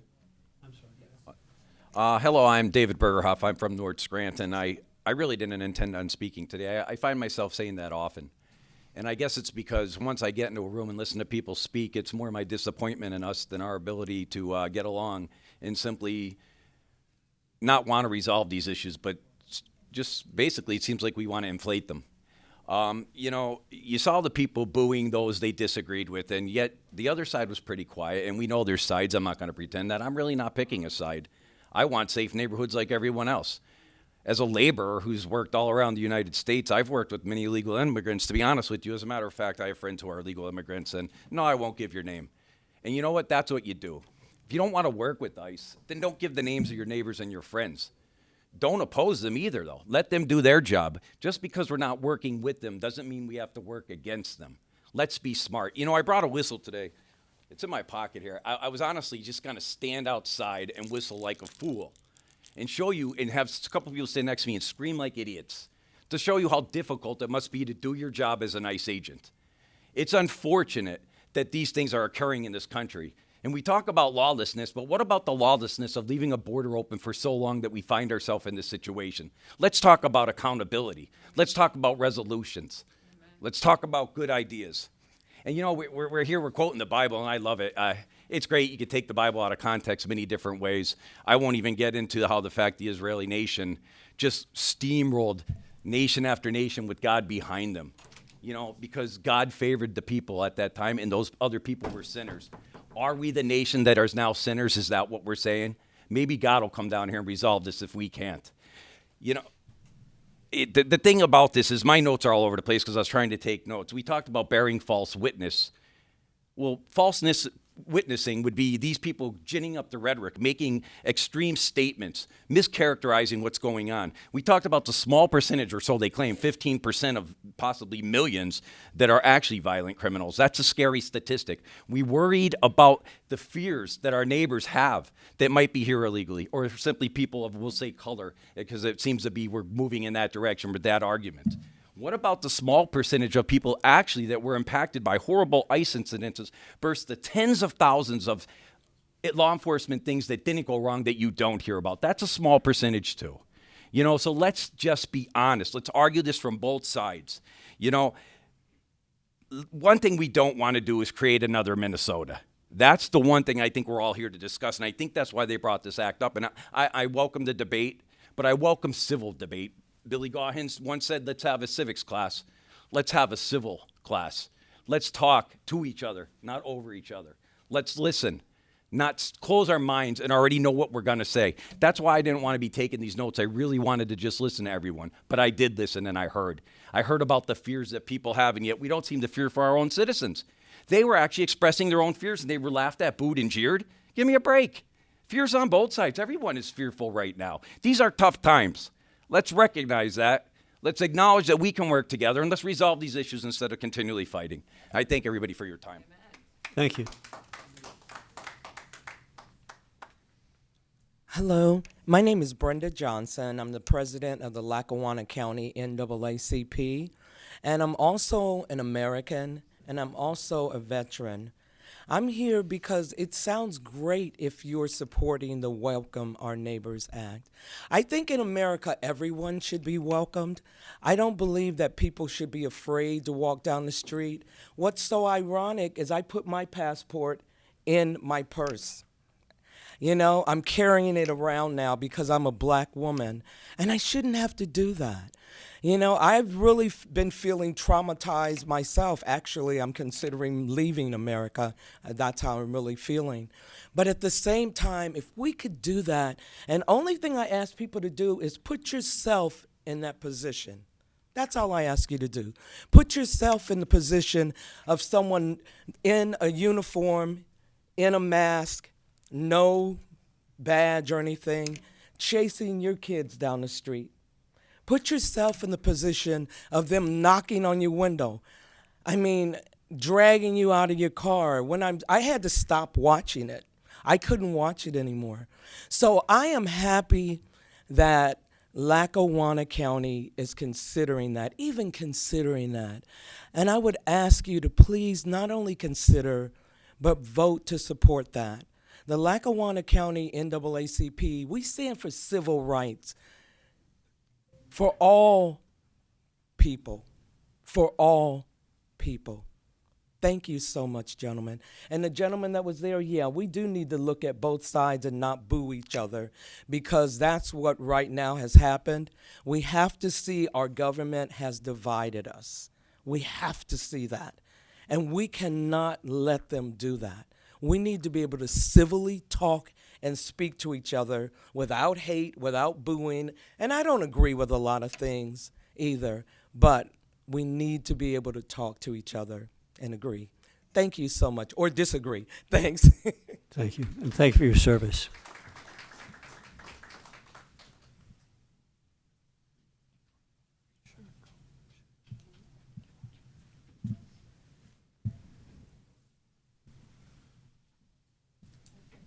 Do we have anyone else? I'm trying not to. Hi, my name is Brita Cronin-Holmes. I'm from Dunmore. I just wanted to say really quickly, I understand that there was the post that was put out about potential misinformation regarding whatever vote today. The thing that I just wanted to stress is that there are a lot of people who did want to speak and didn't because they thought that that meant that they couldn't speak. And I think that that actually means that this is the perfect time to speak about it, because we do know that a lot of times the decisions are made prior to the vote on that day. So this would be the perfect time for people to speak on it. So I would ask you to just be careful about that, because I caught somebody when they came back in, or that it wasn't going to be spoken about. I had somebody else come in that said that had I not posted on Facebook that you were still able to use your public comment to speak about these things, they weren't going to come, and they showed up last minute. So I think there are a lot of people. But as for the misinformation, I think that also goes into this sort of narrative that anybody here from Lackawanna County that wants to support the Protect Our Neighbors ordinance, that means that we want open borders, or that we don't believe in documentation, and that we want every Tom, Dick, and Harry to come in here. And that is not at all the case. I think that what people also need to understand is when you look on these comments on like Facebook and all these things, you'll always have these people who will say, who does anybody think they are? The federal government could come in and do anything. But the 10th Amendment also states that they can't commandeer our local resources to do their job. So that's a fact, right? So if you know, all due respect, if Mr. Bowles wants to have Kash Patel come in and, you know, take his office space, go right ahead. That doesn't mean that my tax dollars for Lackawanna County needs to be used to do your bidding. It's just not the way that it operates. I'm paying enough in federal taxes to have these guys going around in masks. And then also with the whistles, right? I have a bag of whistles in my car. I always carried a whistle around because I'm a woman, and I have to teach my daughter that she also needs to carry a whistle. I have a birdie on my keys. I've got tasers in my car because I can't bring them in here. But these are things that we have to worry about. So I also have a huge concern as a mom, right? I'm everybody's worst nightmare, right? I'm the 40-something-year-old mom in the minivan, right? And I'm the domestic terrorist, right? But as a mom, I can't tell you how I have to teach my daughter that she's going to need to carry a whistle. And to make it normal, or to somehow normalize that ICE can do their job, and that consists of wearing a mask and being around children. I mean, in Dunmore, I'm saying it again, ICE came, knocked a guy off his bike, and took him and his daughter and deported them when kids are on school buses on the way to school. We cannot normalize that men could take people while they're wearing masks. So yes, I have a bag of whistles in my car. It might not necessarily have anything to do with ICE. It might, but I might have to use it someday, and so might my daughter. So I think that these are things that we need to consider. That's privilege when you don't have to think about that. Okay? So anyways, thank you very much. That's all I have. Thank you.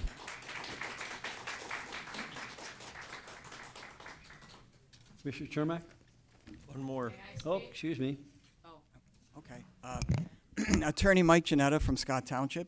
How did we get here with this issue of illegal immigration? In 2024, 77 million people voted to close the border, finish the wall, and deport the illegal aliens that were allowed to come into this country under President Biden with a wide open border. We have 10 to 15 million illegal aliens in this country. Many are criminals, and the people voted to have them removed. You know, it's you know, the majority rules in this country, and that's what the American people voted for, and that's what's going on. That's what the American public voted for. I don't want to see Lackawanna County become a sanctuary county. I think that the county, local officials should be working with federal law enforcement. That's how people are kept safe. I don't want to see the commissioners get involved in, you know, political agendas to tell the independent elected district attorney, the sheriff, on how they should do their job. They should be allowed to do their job as they see fit. They should be cooperating with federal officials. This kind of reminds me of the 1960s during the civil rights era and the fight over civil rights when people were against desegregation and they were against blacks having basic civil rights, and they refused to enforce federal law. They were working against the federal government, and President Kennedy had to come in and send the National Guard in to enforce federal law. I think we're much better off cooperating with federal law enforcement officials than working against them and fighting against them and setting up 2 armed camps. People are safer if local police, local law enforcement cooperate with federal law enforcement, and I do not want to see Lackawanna County become a sanctuary county, which is what this ordinance would do. Thank you. Thank you.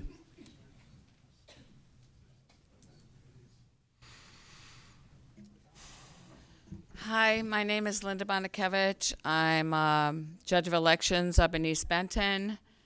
Ever since I've been coming to these meetings, I've had a target on my back. In 2024, I was sent a clerk. Did not even know it until the morning he came in at 6 o'clock to find out he was a convicted felon that was arrested in 2019 for aggravating and disordering the voting poll. I had him out of there by sheriffs by 8:45 because he had my group and he had me and he had everybody on edge. So he was belligerent. I had him removed. In May of 25, I had another belligerent person, which I did not do anything for. I just let it go. In November of 25, I had another person come to me. She was out of control, ripping up papers, pulling out my my paperwork and touching my paperwork. She was videotaping me in my polls. She was flipping the finger. She was obnoxious. She was ripping up papers and throwing it at my majority leader. So guess what I did? I had her arrested. And I had her, and she got a disorderly conduct against her. I will not put up with this at my polls. There's a target on my back because I speak out here, and I'm done with that. And it really disgusts me that if I speak here, then somebody here has my name and has me, and they're going to go against me. But guess what? I'm the judge, and I will rule my polls to see how I fit and make sure my people are protected. So this girl had things against her. She got fined, and she has disorderly conduct against her. And it really disgusts me how, like, I can't speak my mind and control my people and hover over my people and protect my people without somebody sending somebody to me to have me degraded. So there you go.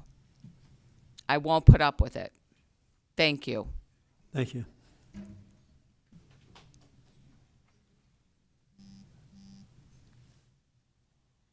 Anyone else?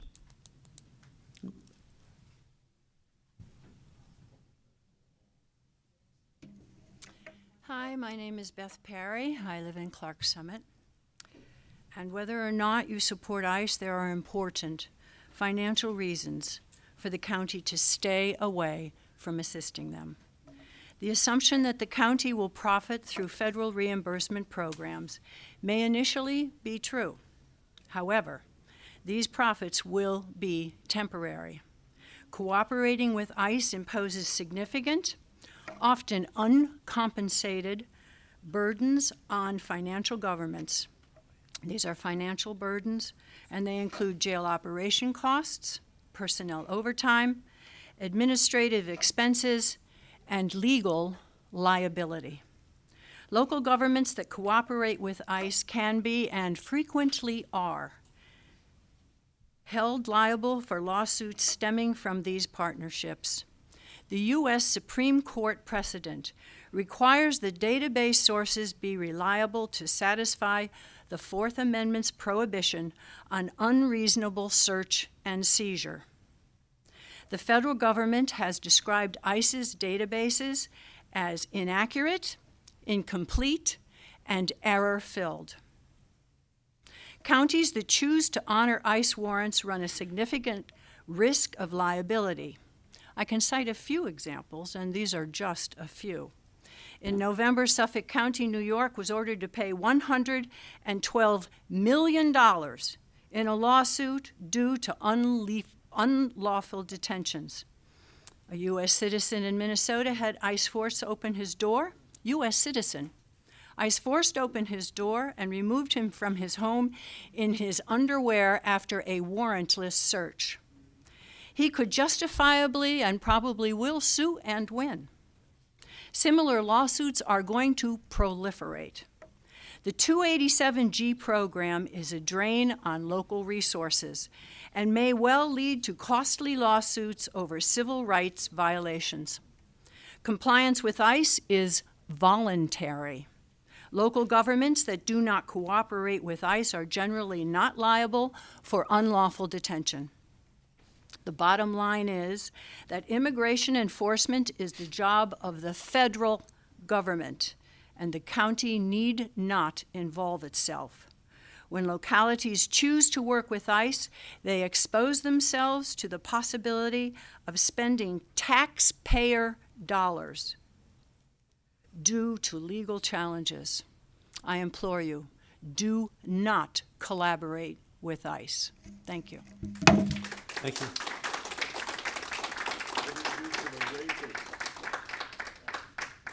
Do we have anyone else? Commissioner Chermak? Thank you. I want to thank everybody for taking time and coming today. I also want to especially thank Sergeant Bronson Cass for leading us in the pledge and for serving our country. And thank you to all our veterans that are here today and throughout Lackawanna County. Thank you for your service. And I've made this perfectly clear. I proudly support all our first responders, our local police, our state police, our district attorney, our sheriffs, our deputies, the veterans here, our active duty service members, and our federal law enforcement agencies. I stand firmly for law and order, and my goal is to ensure that our communities remain safe and secure for all of our residents. As your commissioner, I've always believed in putting people before politics, and that's why I'm proud to work alongside our commissioners in a spirit of bipartisanship to deliver real results for our community. We're all facing challenges together. We're looking at ways to stabilize our county's finances and focus on what truly matters to our families, our homes, and our futures. First and foremost, our residents are grappling with the fallout from last year's 33% tax increase, which has put a real strain on hardworking families and our elderly population. Many of you have felt the burden on your monthly bills. And that's why I am prioritizing cutting waste, streamlining operations wherever we can, and focusing on fiscal responsibility to ensure long-term stability. Equally important is the ongoing reassessment, the first in nearly 60 years, which has caused, understandably, confusion and anxiety for many. We've seen appeals from thousands of property owners, and while process aims for fairness, it's led to shifts in tax bills.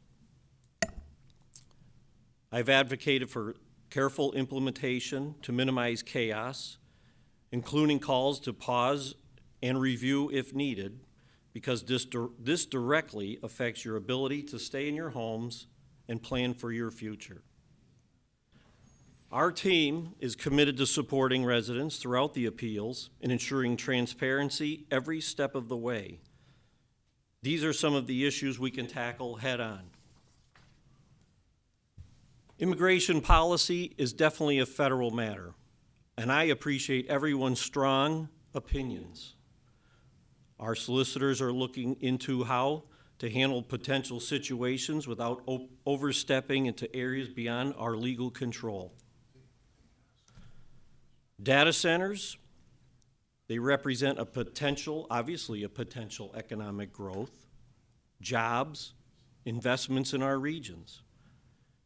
However, they require thoughtful discussion and planning. We are learning more every day, as are many of our local leaders, to weigh the benefits against concerns like energy use and the community impact. Lackawanna County is stronger when we unite around shared goals, whether it's ensuring hospital access for our residents or investing in public safety and quality of life programs.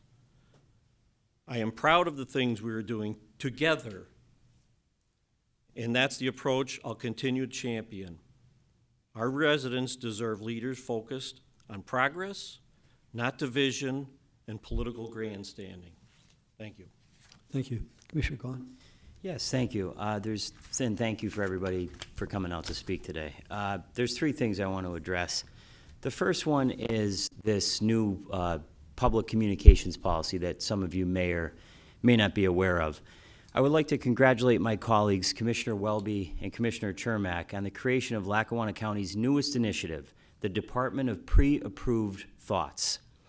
Effective immediately, according to Commissioner Welby and Commissioner Chermak, in a policy that was issued this past week, any statement issued on behalf of the board or purporting to represent a position of the county must be approved in advance by at least 2 commissioners. 2, which is fascinating because that is also the exact number required to overrule the third. What an extraordinary coincidence.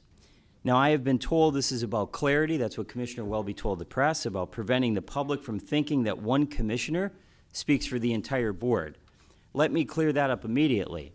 When I sit up here and speak, I speak for myself. I do not speak for Commissioner Welby. I do not speak for Commissioner Chermak. I do not speak for the copier machine on the 6th floor. I am the minority commissioner. The public understands this. They are adults. We've had this form of government since 1878. Apparently, though, due to this new policy that they've been working on, there is grave concern that someone out there believes Lackawanna County operates as a hive mind, 3 commissioners sharing one single thought bubble. Here's a spoiler alert for my friends to my left. We do not. Now let's talk about what actually happened. A clip of the remarks that I made within the last month at a public commissioners meeting about ICE and about data centers went viral. Over 100,000 views between the 2 of them. Over 1,300 people commented. Hundreds of people shared both of those clips. Some agreed with what I said, some disagreed with what I said. In other words, people watched. And instead of my colleagues saying, wow, that's great, civic engagement, people are paying attention, look at all the people that have showed up at the last 2 commissioner meetings. The reaction from Commissioner Welby and Commissioner Chermak was, quick, we better install a filter. We are assured by Commissioner Welby that this policy is simply about fairness, which is interesting because every commissioner already has equal time at meetings, equal access to introduce legislation, equal ability to speak. This new policy does not create equality. It creates supervision. It says that if something purports to represent a position of the county, it needs majority approval. I love that phrase, purports to represent. Purports. That's a wonderfully flexible word. It's like elastic. You can stretch it over anything that you don't like. A clip of a public meeting posted to the county's social media pages, purports. A quote in a press story, purports. A strongly worded sentence, definitely purports. Before long, we'll need a flow chart up on the 6th floor. Does Mr. Gaughan's thought contain verbs? Yes. Better run it by the full board. And then we're told by Commissioner Welby, my personal favorite, that this, and he just referenced it before, is a return to how things were done in prior administrations. A return? I've spent the last 2 years fixing the structural deficits, financial mismanagement, and credibility issues of the prior administration. And now the gold standard by Commissioner Welby and Commissioner Chermak is, let's go back. Let's go back to the way things used to be. That's like renovating a house after a flood and then saying, you know what this place needs? More water. No. I was elected to improve the culture here, not to resurrect it. And let's examine the solution that's been offered. If I want something I've said at a public board meeting, post it on social media pages, I can sit down with my fellow commissioners. Perhaps they will approve it as is, or with slight changes, or with a little header explaining that it's my personal commentary, which, by the way, the clips that were posted clearly stated that it was me who was saying it. How generous. So let me understand this process. Step 1, I say something at a public meeting. Step 2, maybe it resonates with the public, both positive and negative. Step 3, I have to bring it to Commissioner Welby and Commissioner Chermak for edits. Step 4, maybe they soften it, polish it, and round off the edges until it no longer alarms anyone. Step 5, it's finally approved. Ladies and gentlemen, this is not communication. This is pasteurization. Public service is not supposed to be comfortable. It's not supposed to be pre-approved vanilla pudding. Sometimes it's supposed to have edges. And here's the irony. The clips that went viral were not official proclamations. They were literally snippets of what I said at a public meeting, meetings that we live stream, we record the entire thing, we archive it, we make it available to the public. But heaven forbid we extract a 3-minute clip from that same recording and put it on social media so that people can actually see it. And by the way, it is 2026, and people now go on social media for their news. If the concern is confusion, there's a radical, cutting-edge solution. Just put a label on it. Remarks of Commissioner Gaughan. Problem solved. Instead, my colleagues have adopted what is essentially a 2-signature rule for speech. When speech is popular, you don't tighten policy because it's unclear. You tighten policy because it's effective. Democracy is noisy, it's messy, and it involves disagreement. It does not involve asking for permission before you express a viewpoint. Majority rule applies to budgets. It applies to legislation. It does not apply to conscience, and I will not pretend that it does. If my colleagues disagree with my views, they're welcome to say so. Post your own clips, make your own statement, disagree publicly. That's what grown-up governance looks like. But creating a 2-person approval board for speech and calling it a return to prior practice, that's not leadership. That's nostalgia for a time when fewer people were paying attention. And by the way, over the last 10 years, not enough people were paying attention. That's why there was a double-digit tax increase. That's why there's all this financial mismanagement. And that's why we are in the position that we are in today. Well, clearly from the last 2 meetings, people are paying attention now. And I intend to keep speaking clearly, directly, and without submitting my thoughts to Commissioner Welby and Commissioner Chermak for inspection like a middle school essay. The voters did not elect me to sit up here and whisper, or like Commissioner Chermak, play Switzerland. I'm not for it, I'm not against it. They did not elect me to seek permission, and they certainly did not elect me to participate in a group editing session every time a sentence that is spoken up here gets some traction. So I say this respectfully to my colleagues. If something that I say resonates with the public, the solution is not to lower the volume, the solution is to join the conversation, and I would ask them to rescind that policy immediately.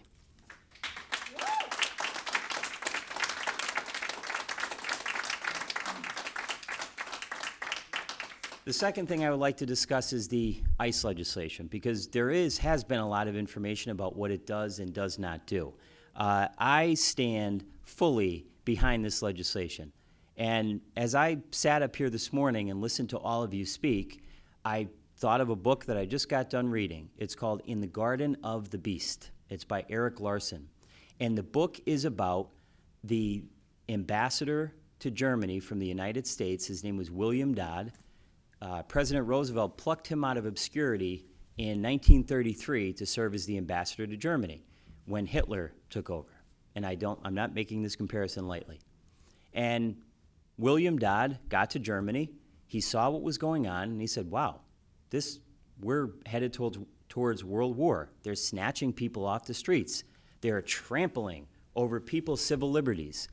They're literally throwing their political opponents in prison. They're attacking Jews. And he sent many, many letters, which are in this book that I read, to President Roosevelt and to members of the State Department. And their reaction was, let's not worry about it. Hitler's only saying that. He's not actually going to do it. And just let it go. You know, try to work with him, appease him. We all saw how that ended up. And in my opinion, let me state clearly for my colleagues, in my opinion, we are headed down the road of fascism and authoritarianism. When you have masked agents who are equipped like they're going to invade a third world country, snatching people off the streets who are not illegal immigrants, they're American citizens. And I love to listen to people get up here today and talk about illegal immigrants, and we should all be so scared. You should be scared of the criminals that are in the White House and in Congress. You should be afraid of the pedophile that's in the White House. There are no pedophiles that we're worried about in terms of illegal immigration. So, this legislation, let me briefly explain again what it does. It sets a county policy for county employees. It tells county staff what they are allowed to do and what they are not required to do when ICE contacts them. A gentleman got up before and said he believed that this is all because of what happened in Minneapolis, and that definitely played a small part in it. But where this really originated was in a conversation that I just happened to be a part of when our 911 director had stated that an ICE agent reached out to him informally to find out some information about somebody. What does that lead you to believe? We're not Minneapolis, we're Lackawanna County. But what prevents what's happening there from happening here? When ICE agents start sniffing around a little bit, what does that say about civil liberties, about the Fourth Amendment, about the Bill of Rights? Whether they're illegal or whether they're legal, they are still human beings. And this isn't about Democrat or Republican. It's not about left or right. It's not about liberal or conservative. This is about things that we're all taught, hopefully, when we're very, very young. The difference between right and wrong. Basic human decency. This legislation protects due process. It generally requires proper legal paperwork, like a judge-signed warrant or a valid court order, before county staff takes actions that would restrict somebody's freedom. It draws a bright line between helping and obstructing. County staff can still do their jobs, but they're not deputized as ICE agents. It creates consistent rules so nobody freelances instead of backroom phone calls, as I just explained, and confusion. It sets one standard so every department handles ICE requests the same way. Here's what it does not do, because you will hear a lot of people in the next few weeks, and I hope to God that this actually makes it on the agenda so we can vote on it. But you will hear people say that it bans ICE from Lackawanna County. It does not ban ICE from Lackawanna County. ICE is federal. Some of the people that get up here apparently think that those of us in the audience don't know how American government works. We do know. I think they need to take a look at the Constitution. The county cannot kick ICE out, and that's not what this legislation is calling for. It does not stop ICE from enforcing federal law. It simply says county employees won't do ICE's job for them without proper legal authority. God forbid we ask for a warrant and ask to make sure that it's legal. It does not protect people who have criminal warrants. That's the other thing that you will hear people say is the gentleman get up and try to scare the hell out of everybody. Like when you walk down the street in Lackawanna County, you're looking over your shoulder to make sure there's not some scary immigrant that's going to rob you.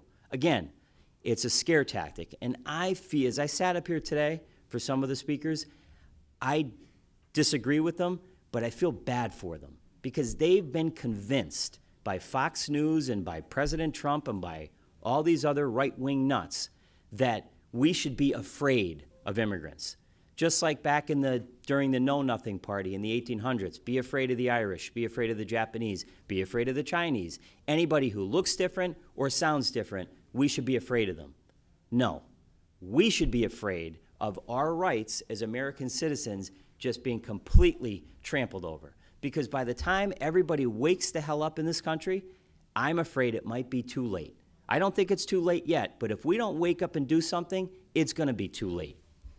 It does not, or if a judge issues a criminal warrant, law enforcement follows it, period. So that blows that stupid argument out of the water.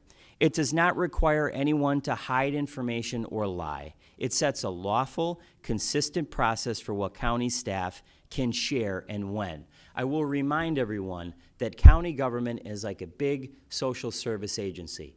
We take care of people who need help, whether it's the Area Agency on Aging or the Office of Youth and Family Services. We get people in here who sometimes need a lot of help, just like the gentleman that got up and talked about the housing that was going to get taken away from him. We'll reach out to him because we have a housing coordinator in Lackawanna County who can hopefully hook him up with the right people, and we can help those people.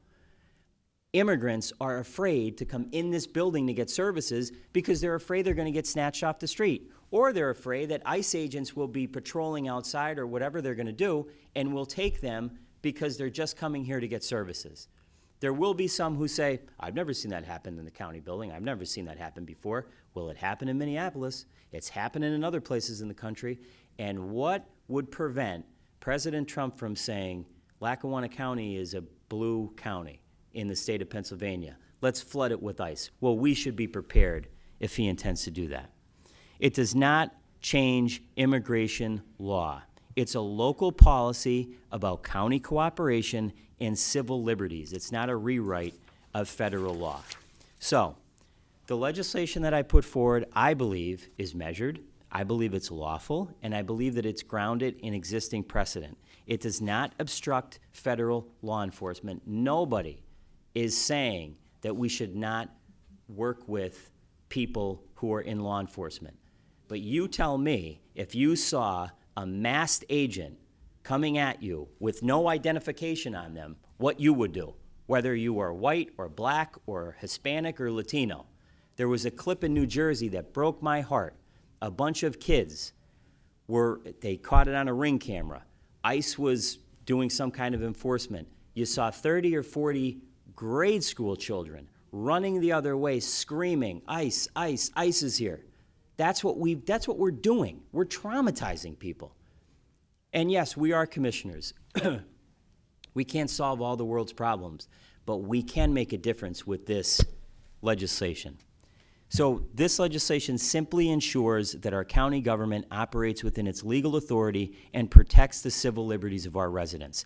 I understand that, excuse me, the solicitor's office is still reviewing the proposal, and I respect the need for legal analysis. But I would hope that they will provide us with an update before the next commissioners meeting on where that review stands, what specific legal questions remain, and what's the anticipated timeline for completion, and when we can or if we can expect this legislation to be placed on a public agenda.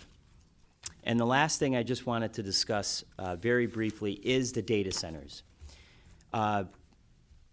As I've said at previous commissioner meetings, I have been at these public hearings, as Mrs. Munley got up and talked so eloquently about, at Valley View High School and in Dixon City and in other parts of the county. There are literally hundreds and hundreds and hundreds of people who are lining the hallways, who are spending 3 to 4 hours at these public meetings. It's not because they don't know what's going on.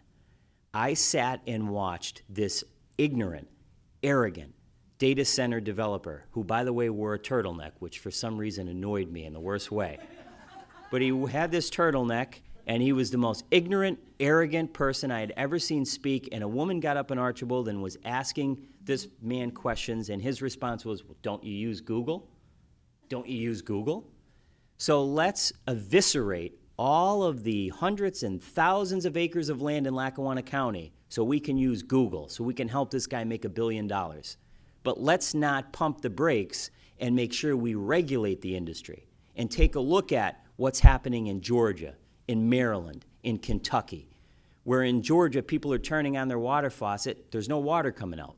Mrs. Munley pointed out 3 million gallons of water a day one of these data centers is going to use. One data center is like powering a mid-sized United States city. But God forbid we ask those who are in power to pump the brakes. We know, and I've mentioned this before, we know what's happened in this region with the coal mining industry. Were we to stop and believe the coal barons, don't worry, just buy from the company's store, go into the coal mine, make sure the canary's alive, everything will be fine. We made that mistake. We made it 150 years ago. And it took us decades and decades and decades to come out from underneath it, and we're still see the effects of that. I don't want us to make the same mistake. That's why I sent a letter to Governor Josh Shapiro and all of our state legislators, our local delegation. There's a Senator, Katie Muth, who circulated a memo asking for a 3-year moratorium. I'm calling for a 3-year moratorium. Let's pump the brakes on this. We shouldn't be concerned in Lackawanna County about making sure somebody else gets rich off the backs of our people. We have a dump in Dunmore that's eventually, by the time my kids are able to drive, going to be the size of the Empire State Building. We have a dump in Taylor. We have a power plant, one of the biggest power plants in North America, in Jessup. When are we going to stop taking everybody else's trash? When are we going to stop letting developers and speculators come in here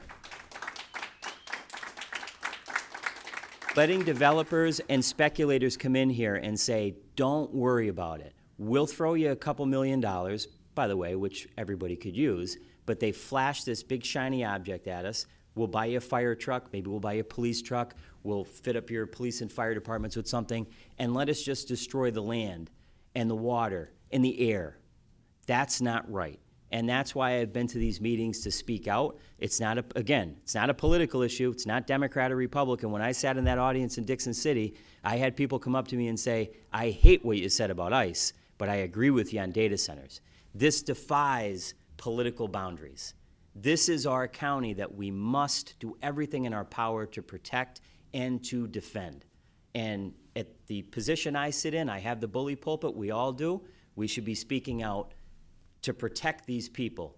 The one thing that we have in this county, and that I bought a home in 2021 for the first time, the one thing we value and cherish more than anything else is our property, it's our home. And that's what why people are speaking out in Archibald and Dixon City and Covington and all over the county. And I hopefully, thank you, and hopefully if my colleagues agree, if they review what I just said and they look it over and sanitize it or do whatever else they want with it, we can post what I just said on social media so that people can actually view what I said. But we'll need their approval first before we can do that. And that's all I have to say. Thank you.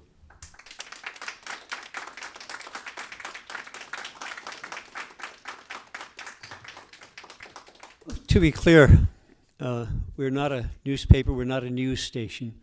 We're a county that provides services, and regarding Commissioner Gaughan's comments about his posts that have been that he's made, and they are positions that he holds, and whether or not we agree, they are positions that he holds, and the policy that we reinstituted isn't a new policy. It's the policy of previous administrations, and it's back in effect. And in fact, he asked late yesterday afternoon if we would post a position that he has on one of the topics that he spoke about. The letter to the governor. Excuse is me. What I asked for. Excuse me. Well, just do you understand speak factually. our Robert's Rules of Orders? Maybe we can have our solicitor explain it to him. Someone has the floor. They have the floor. We respected you when you were saying yours, and we expect the same from you. But his request to post a comment was approved, and we agree that it was okay to post that comment, and it's the same procedure that existed in previous administrations. Now, regarding some of the other things that Commissioner Gaughan has gone on about, some of it baffles me, and and some of it I absolutely agree with. Before the election, I made very clear my position on data centers, and I've repeated it multiple times. I guess I have to repeat it a couple times a day. I am not in favor of data centers anywhere near neighborhoods, and I'm not in favor of issues that would compromise our energy or our water. The thoughts of a data center using 3 million gallons a day from Lake Scranton is ludicrous, and I'm not in support of that.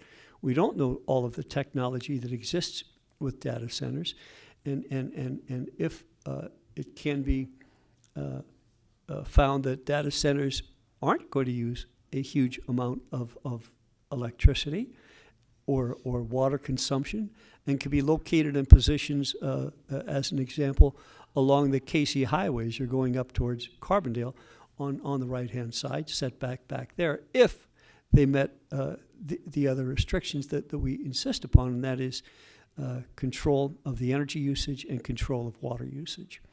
And as far as the ICE issue goes, I mean, I think I made it pretty clear in my comments in the meeting, our last meeting, my position regarding the actions of some of these ICE agents. It's reprehensible what happened, and we all have worked in situations where you have bad apples within your organization, and I don't know what their percentage of bad apples is, but they clearly have bad apples, but they also are apprehending illegal immigrants. And we are going to make I believe, decision on this based on appropriate information and input that we get from people that are important to provide that information. And hopefully for the next meeting we will have an answer for you on that. And I also worry about, and Commissioner Gaughan somewhat alluded to it, I worry about the issues that we have with ICE. I think that ICE can do. I worry about waving a flag that we're a sanctuary area to an administration that is as unpredictable can be, and waving a flag that here the hometown of Joe Biden could be considered a sanctuary city, and have him react in a frightening way.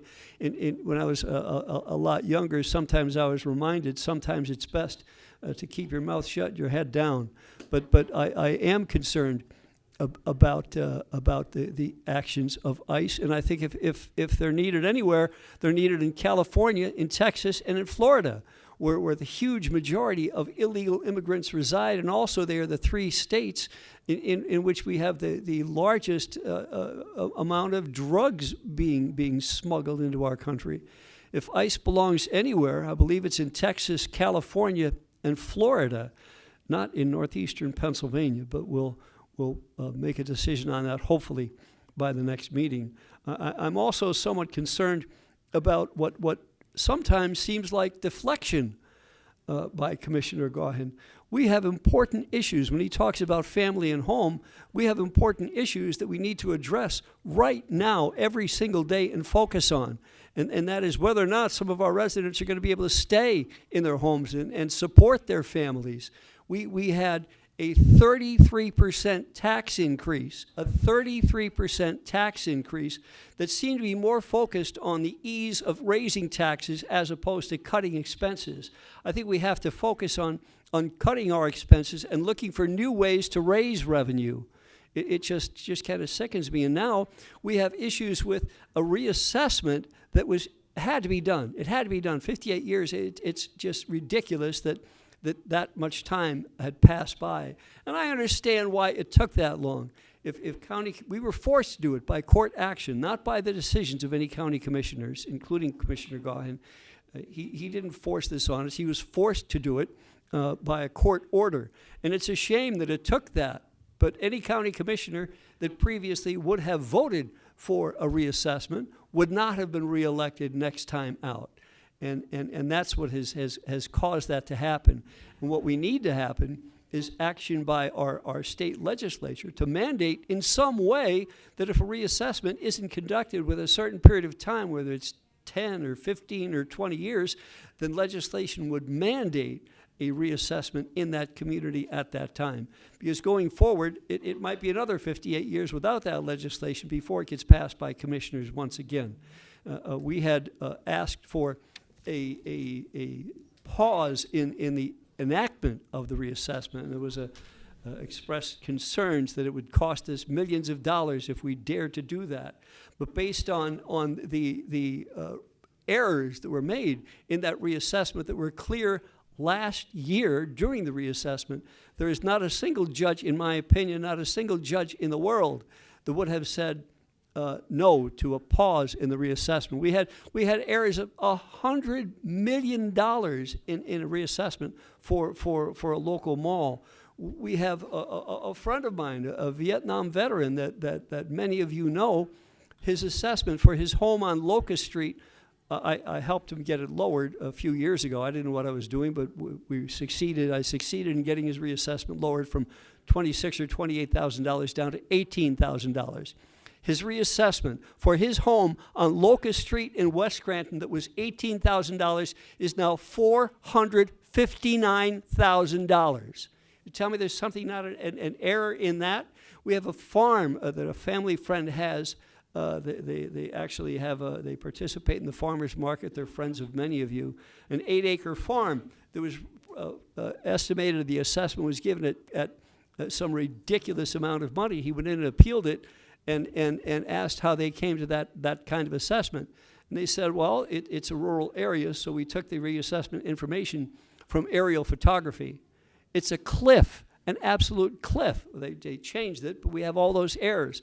Now with the people getting their tax bills and seeing what it's going to be, we're going to be flooded with reassessment appeals, and appropriately so. But there's complications to it. Number one, all the revenue, the tax anticipated revenue that we expect is based on what those assessments would have provided in tax revenue.